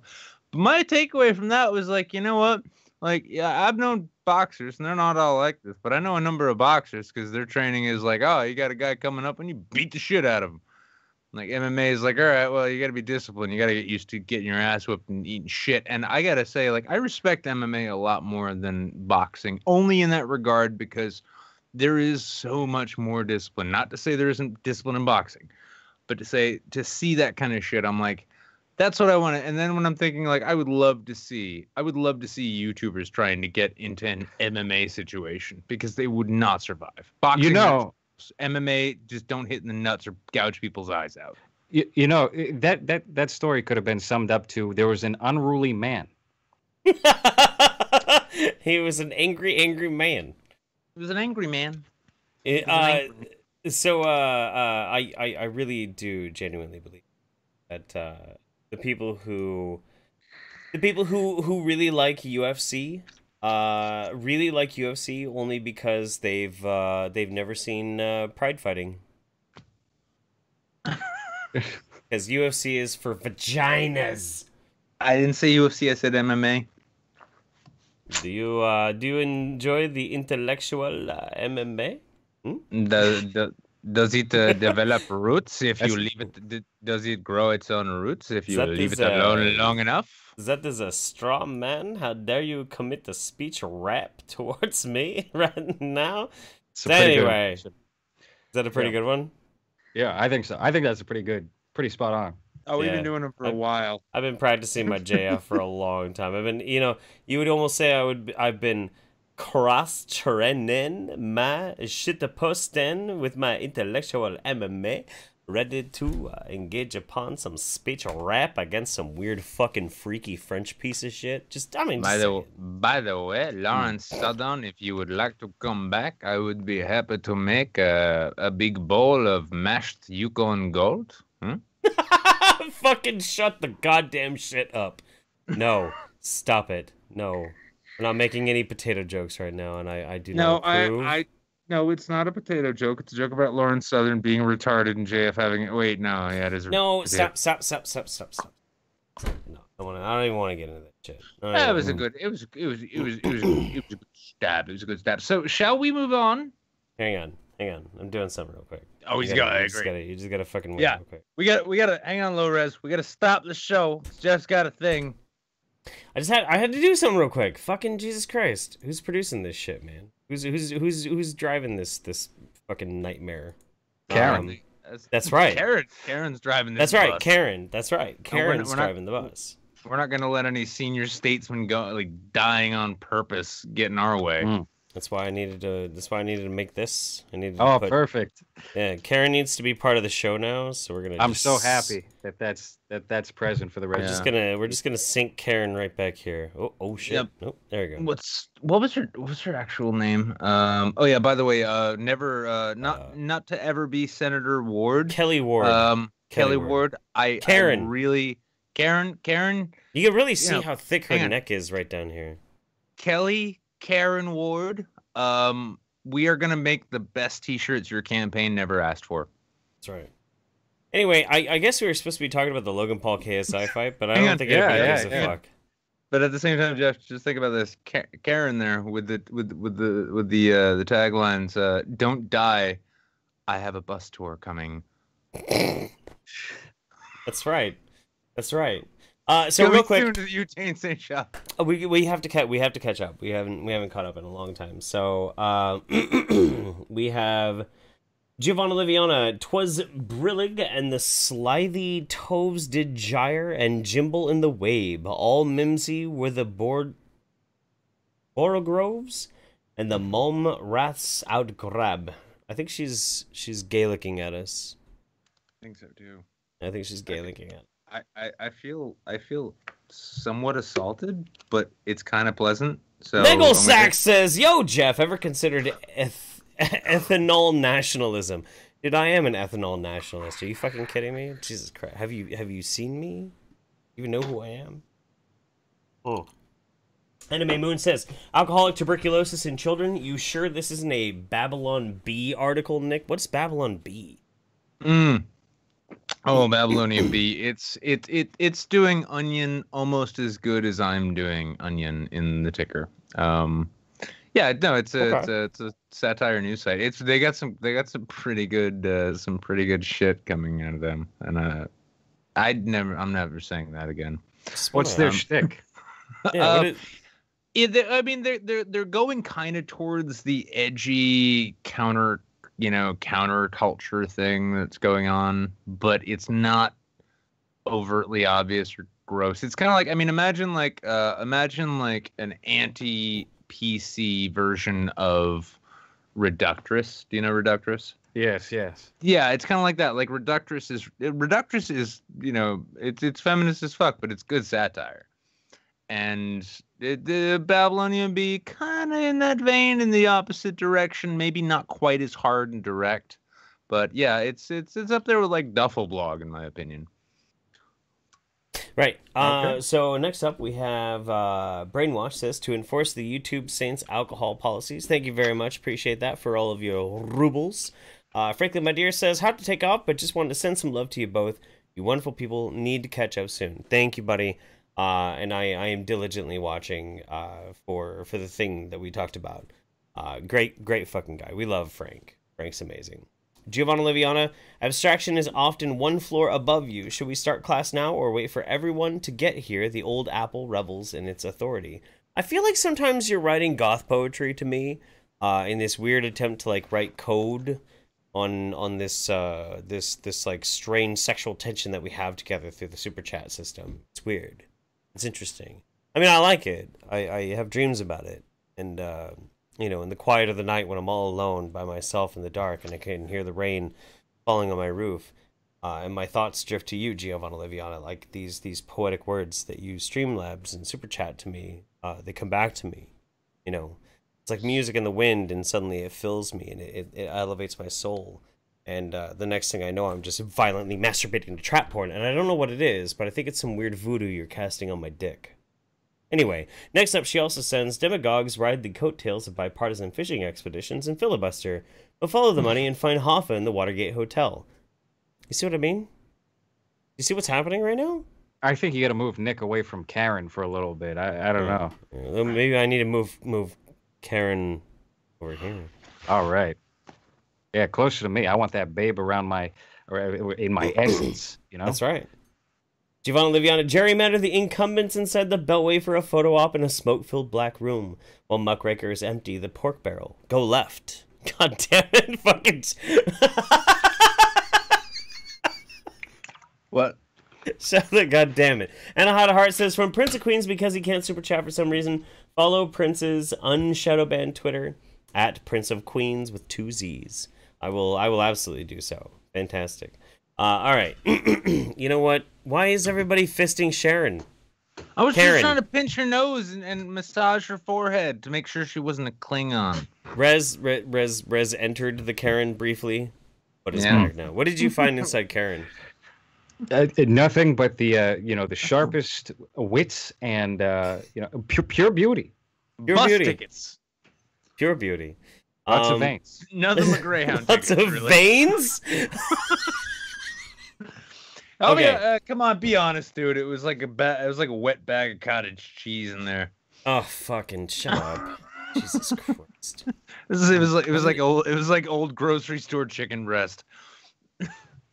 Oh no. Did it fuck everything up? Oh my god. No. Son of a bitch. Oh no, it's fine. Okay, it's fine. Okay? Like for some reason, yeah, no, my circle said that it fucked up, but then I managed to pull it back. I got it. Okay. So, moving on with the format, which we absolutely have to do. We are going to start with our... do we want to do Undersubbed or do we want to do Bradley Creanzo? Let's do Bradley Creanzo real quick. So, those who don't know, I want to shout this guy out because he is one of my favorite people right now, and I wrote him a fan mail. Some of you guys have been watching for a while probably already know about Bradley Creanzo. But I wrote him a fan mail, and he wrote me back, and we're going to be friends on Facebook, and I'm going to try and get him to be on the show. And I think the last time we watched it was actually with you, Rez, right? Yes. Yeah, that's right. I enjoyed it quite a bit. I love the aesthetic. Yeah. So the both of you have the My Circle up, right? Yes. Yep. All right. All right. I find it necessary to suspend the death penalty and have you permanently committed to the Hillside Sanitarium. I'm a victim of this evil society! The man does not belong Whoa, in a round for door. sanitarium. He belongs in a jail cell. The name of Jason Fry is responsible for the murder of Dr. Dugan and has escaped the sanitarium. Let the harvest begin. Fry could be anywhere. He could be here. He could be here. He could be here.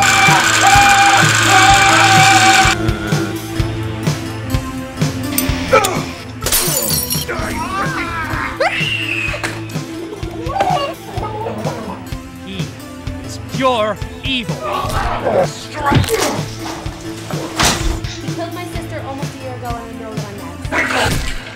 His name's Jason Fry. He's a homicidal maniac. Stab that pain right in his black heart.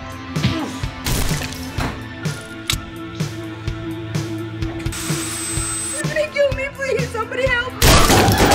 Blasphemer! You didn't think the good Lord would take me yet?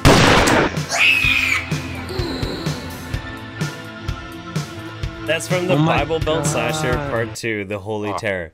I love that. I mean, on the one hand, that one blonde wig was like about as good as the one in Avengers: Infinity War, and then on the other side to it too, like in addition to loving, and I'm sure you noticed this, he loves his blue gels, loves them. He Oh, does. Yeah, but he does. he really gets the most out of his actors. I mean, I don't Yeah, think it's I was gonna say they're really going for it in the trailer. Like, nobody's Yeah. slacking there. no. So That's one thing That's that I it, really like about it too. Is like, and also when you watch his short films, and there are not all of them, but most of his short films are on his YouTube channel, and you can watch all of them. They're great. They're fucking amazing. A lot of times in the credits, he'll be credited as He'll be credited as like the wardrobe department too, and it's all Bradley's '80s collection or Bradley's '80s like closet and shit. So he's completely aware of what he's doing then. Oh no, 100%. He's completely self-aware. Completely. That's why every single one of his videos is made in the '80s. Like that's the aesthetic. So he's got the old boombox. He's got like the period gun props, like everything. How's he doing as far as subscribers go? Oh, terrible. The video that we just watched, it has like Undersubbed, right? Well, no, he's not the. We have a different Undersubbed because it's a special case. But like I'm thinking about doing a video just on my own channel to like try and like blow this guy out. I've been talking to Adam from Your Movie Sucks that like we have to. Oh, Adam, Adam. Yeah. No, but we gotta blow this fucking guy up, dude. Next time you talk to Adam, because he told me before Amy in a Cage was on his list, and I'm waiting for him to tear it apart, because otherwise the only person doing that's going to be Anna Hot of Hearts. Yeah, I mean, I liked Amy in a Cage, so but whatever. But no, like this dude is totally self-aware. Like what he's making, he is kind of like a Tommy Wiseau, Neil Breen, except he knows exactly what he's doing. Well, that's the question though, right? So like with the so bad it's good genre as it was, a lot of those, it's a genre now, and there are filmmakers out there who are trying to make those movies, and to get it right when you're aware of what you're doing seems to be a lot harder to do than when you're not aware. I mean, Birdemic, the guy thought he was coming up with a real movie. He thought it was going to be serious business, right? Yeah, yeah. And then we end up getting a lot of these filmmakers who are trying to make The Room, and it's even worse because of it.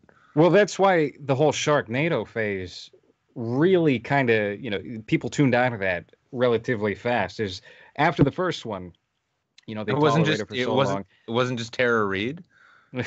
I mean. Yeah, this is definitely a trend where people think that they can manufacture that kind of terribleness and it's going to have the same effect, and really it's just cringe for another reason.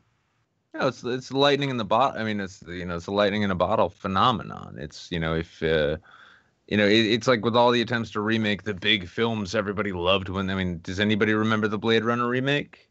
Exactly. No, I love. Hey, I liked it. Blade Runner 2049, best movie of the year. That was fucking amazing. Denis Villeneuve. I'm sorry. I did no. I wasn't thinking Blade Runner. I was thinking Running Man. They haven't remade. There we go. They haven't remade Running Man. That's huge. It was. They never remade Running Man. Wait, are you thinking about Lawnmower Man? No, I wish I was thinking about Lawnmower Man. Are you thinking about Total? You're thinking about Total Recall. I am thinking about Total Recall.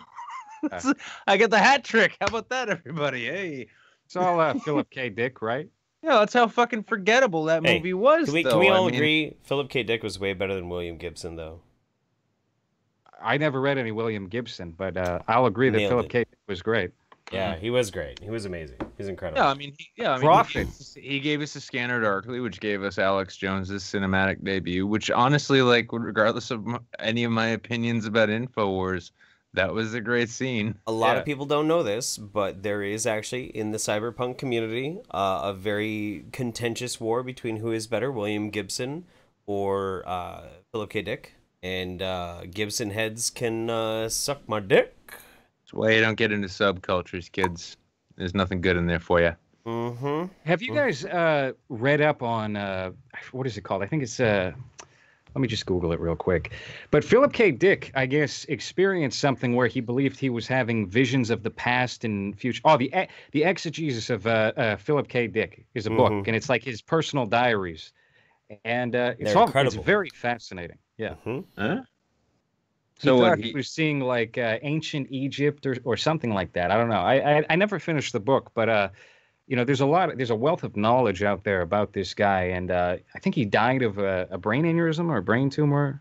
You know what? It's a strange association, and I'm not even sure I can fully explain it. But tell me if either of you guys pick up on it yourselves, or at least like see why it might happen. For some reason, like in my mind, Philip K. Dick is kind of up on this same weird shelf with H.P. Lovecraft.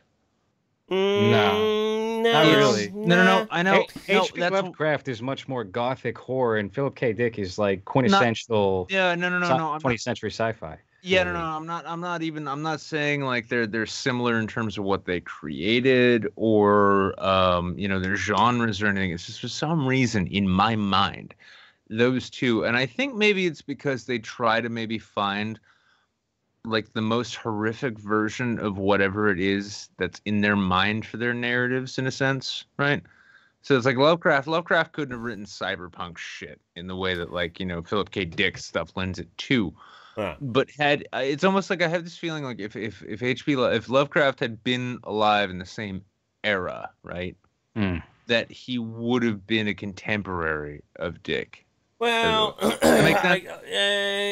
as far as like a genre defining, maybe. So I did actually piss some people off who are Gibson fans. I'll put it this way: Gibson was the oh shit, what's the name of her name? She did the fucking okay. Gibson was the Laurel K. Hamilton of cyberpunk. Suck my dick. Suck my fucking dick, dude. No, and some people say Neil Stephenson. Neil Stephenson was amazing, but he's post cyberpunk, and he's incredible. He's amazing. He might even be a better writer than Dick. I don't know. Yeah, he's a one-book wonder. Please. Stevenson? No. Yeah. He was at least 2. Snow Crash is great, and The Diamond Age was amazing too. Diamond Age was incredible, brilliant. If you haven't, I highly recommend it. It's amazing. I'm sitting here like thinking about how to like write a fucking remake of Strange Days. Welcome to Book Talk. All right. How's a movie?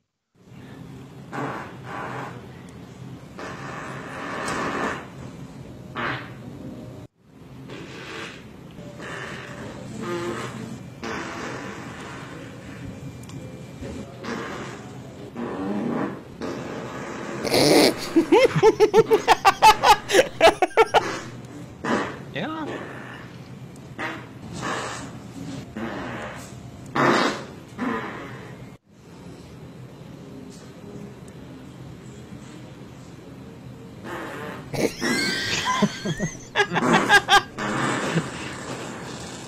This is the Paul Blart sequel we deserve. Just drink it in. Drink it in.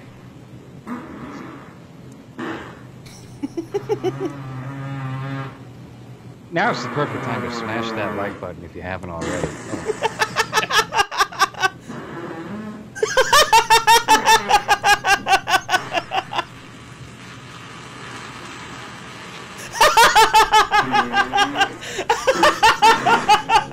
He got a haircut. This is like watching Boyhood. Ooh. Scathing.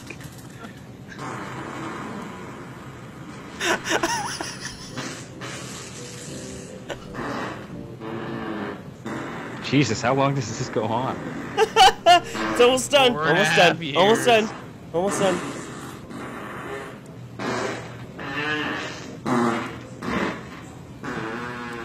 He's having a bad day that day. That was nice.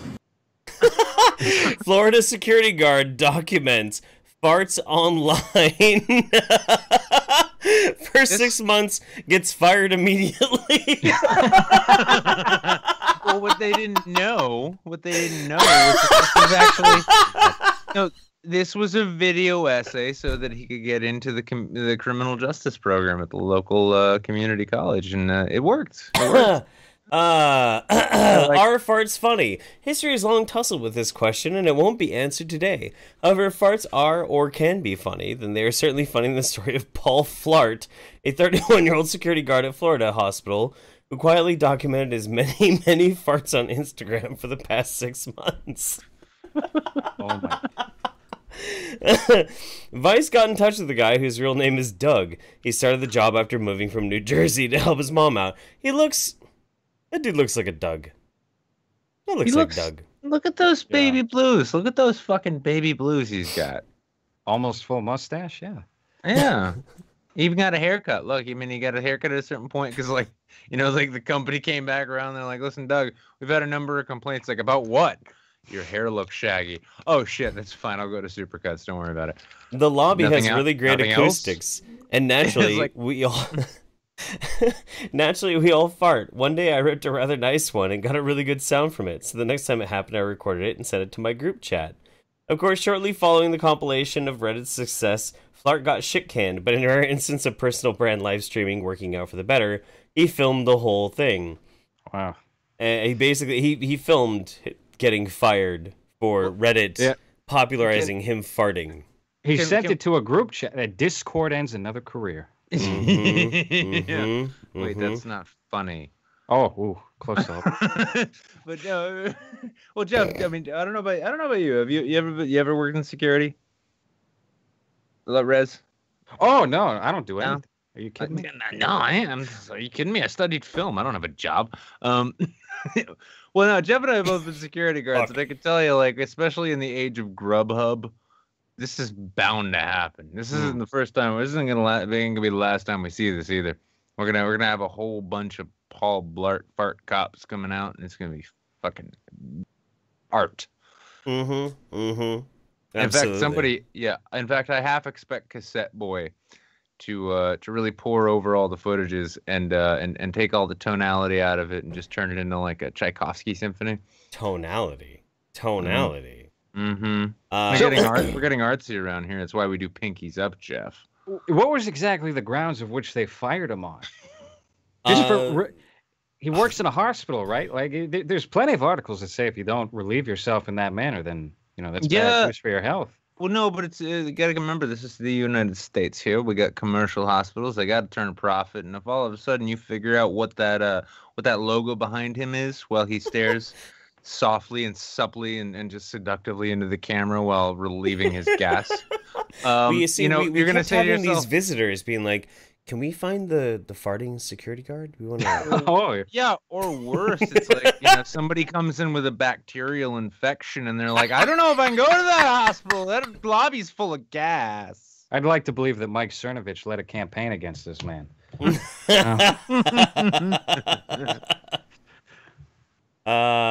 the thing, guys. He did these videos where he's farting, but I found videos where he's just sitting in a bucket. Look at those. He's just sitting in a bucket. Okay, so that's pretty good. That's pretty good. That's not the cringiest thing that I have, though. That's not the cringiest thing. Real cringe. We haven't even done our undersubbed. Oh my god. Oh fuck, dude. We haven't done the undersubbed yet. Holy shit.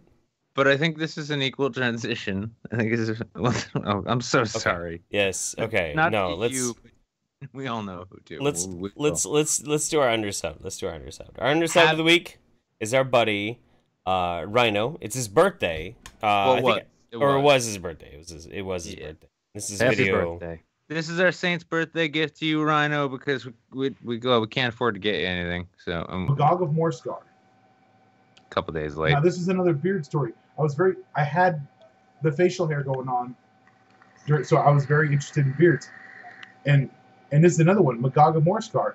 If you get close enough to him, if you get close enough to his beard, if you like stick your ear up to his beard, you can actually hear the screams of like thousands of children.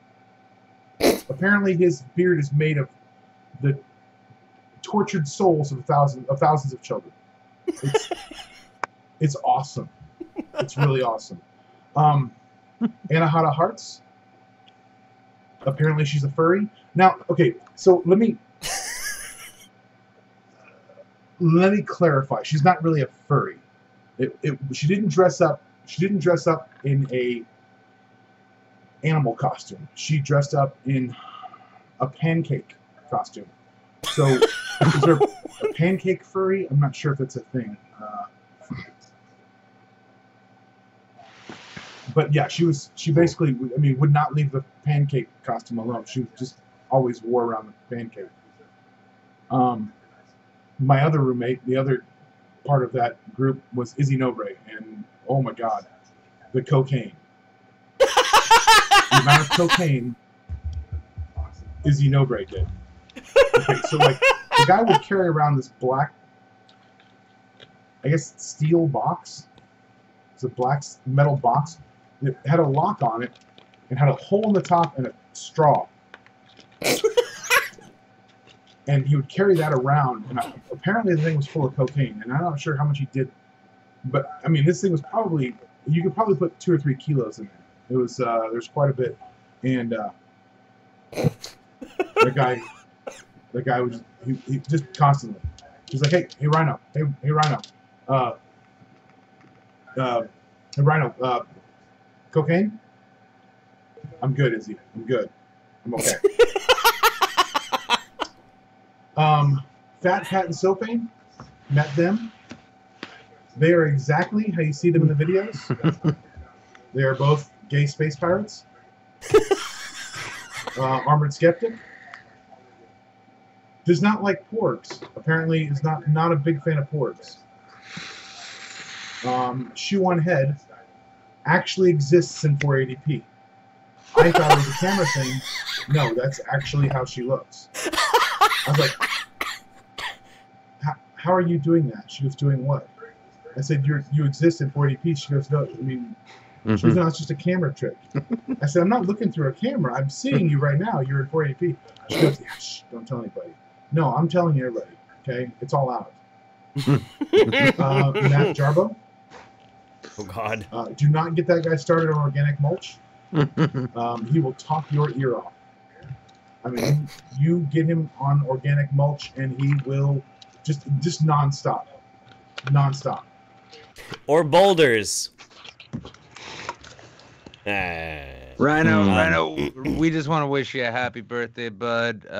You're retirement age now, so congratulations on hitting the big 6'8", 6'8", 6'7", 6'7". He's 67. 6'7". Okay, well, say, hey, yeah, listen, I mean, I hope those AARP mailers are proved to be as good a source of insulation as you were hoping.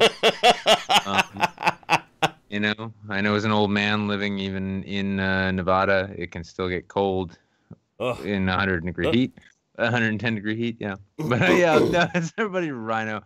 It's pure shit posting channel in the purest of fashions too. It's an old school shit posting channel. If you see a video comes out from the guy, God help all of us. There's one. It's like fucking 3.5 minutes of him just eating a burrito. And he's like, no, I'm not doing the burrito video again. Everyone wants it. He doesn't give anybody satisfaction. He really does. Last thing we're going to talk about tonight. Trio facing 1,460 counts of having sex with animals at a makeshift Pennsylvania farm. These guys. Yep, the usual suspects. Fucking white people, am I right? Fucking goddamn recidivism rates. Is that Dan Harmon?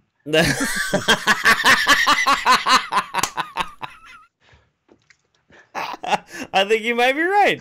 This comes to us courtesy of Serenity Coochie. Munson, Pennsylvania. Of course, it's from Munson. 3 men have been charged with more than 1,400 counts of allegedly having sex with dogs, horses, a cow, and a goat on a makeshift farm in Pennsylvania.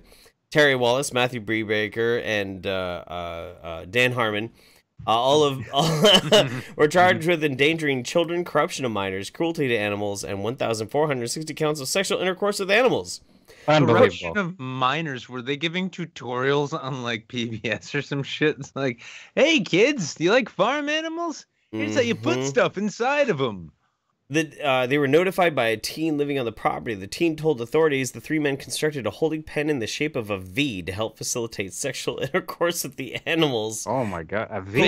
They thought this out. This sounds like this is sounding like the Franklin cover-up or something very sinister like that. Gee whiz. I don't like this. Police raided the property on August 18th and found a large volume of homemade videos and camera equipment allegedly used to film the acts. State police massaging. Yeah. This is the intellectual dark. This is what the intellectual dark web beats off to. Everyone thinks Alex Jones watching tranny porn is a big deal. Wait until you see what Jordan Peterson's really watching these days. Is that real? That was a real thing? I thought that was just a meme. Oh no. No, they. Well, and that's the thing that's so funny about like we're part of the intellectual dark web. Okay, well, what the dark web used to be is photos and videos of men fucking children and animals. So this is the intellectual. Listen. You got to be the smart version of that. Fantastic. You gotta be an intellectual in order to really understand the creator of Rick and Morty banging a goat in a V-shaped pen. Okay. We're talking galaxy brain level shit here. We're getting sued. One of them tried to. One of them went to the dark web, tried to get a tiger, thinking it'd be a real. We're getting sued. We're getting sued. A real what, Nick? Hey, fuck it. No, so you know what? Actually, Jeff's right. We're getting sued, but haha, joke's on you. I don't have any money. Yeah, there's not really a whole lot more to this case. That's it. Bunch of dudes fucking animals. So apparently somehow that was cringier than the fucking American Ninja Warrior competition between KSI and Logan Paul. That's good to know. I can't wait until we get iDubbbz to fight Chris Raygun to decide who gets to claim the glasses. That iDubbbz, I gotta tell you guys something. I got a very controversial. I'm gonna lose all my subscribers right now. When it came to iDubbbz versus Rice Gum, I found that Rice Gum won. Really? Why do you say that? I'll tell you why I say that. They had a little back and forth afterward, right? Where they were kind of returning videos left and right. iDubbbz, he pins everybody so perfectly, right? And he's great. But in this case, it kind of seemed like almost like he was personally offended that Rice Dub would even have a clap back. And I think the minute that you take something kind of personal is the minute you lose. I want this narrative spun. Everybody in the chat right now, believe this. I don't lie. Rice Dub. Yeah. Rice Dub. I'm only a year and a half too late. I wonder if I can actually make like her neck the entire background right now. That's okay. Like a year and a half too late. You're like most of the skeptic crowd right now, responding to Riley Dennis. Welcome, my friend. There we go. Come. That's right. We all live in Karen's neck now. It's comfortable. Yeah. It's nice. So Serene Cucci says, I'm a man of my word, Jeff. Here's the $20. This money is to go against the next death shot to ever happen. You've earned this money. I did not think you'd read this. Man, have you met me? Oh my God. Watch this show. We are so desperate for content. My God. Ladies and gentlemen, we've been your YouTube saints, so you got to go subscribe to LowRes Wünderbred because he's fucking amazing. How to Rob a Bank is fucking... Dude, it blew my fucking head apart the first time I saw it. I appreciate you tweeting that out, by the way. I was working on that for a little bit. That's the latest video. And I'll tell you what, if anybody feels like subscribing to my my Patreon, patreon.com/LowRes, there is an exclusive sketch up there right now that was uploaded tonight.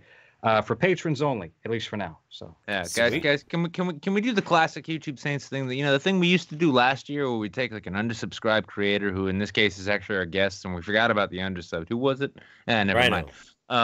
But go and subscribe to Rhino. But yeah, can we do that thing where we get the guests and we get the undersub guy here, in 2 weeks' time to have 2 times the subscriber numbers as me, so they stop responding to my DMs. Can we do that? That'd be great. That'd be wonderful. That's happened so many times. Yeah, it has. Sorry. I think that's it. We've been YouTube Saints for this Sunday, guys. Guess what? This is the last. Go subscribe to LowRes Wünderbred. Go subscribe to Rhino. Yep. Go subscribe to Karen's neck. Yep, and also, what's the fucking filmmaker? Bradley Creanzo. So, yeah, Bradley. all the links are going to be down below. What about Stefan? No, Stefan's fine. He's fine.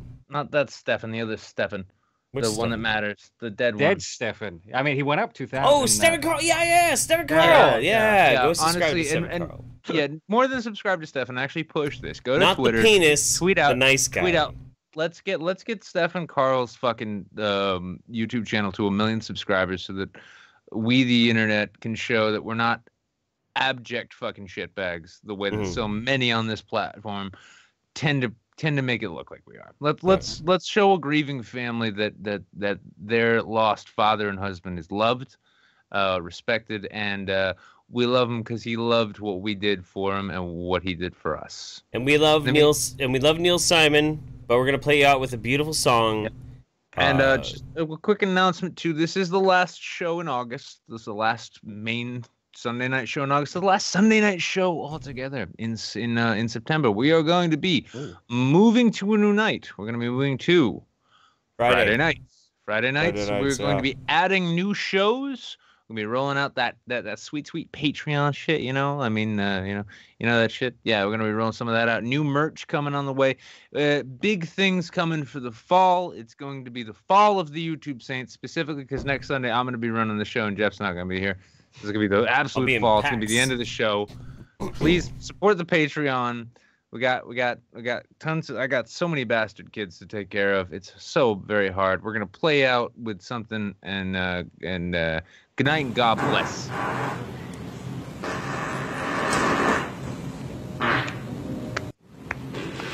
We're still going? Or any audio? No? Okay. Oh yeah.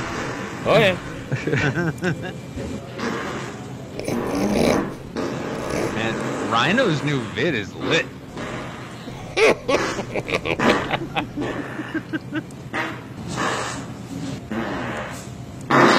That was intense. Oh.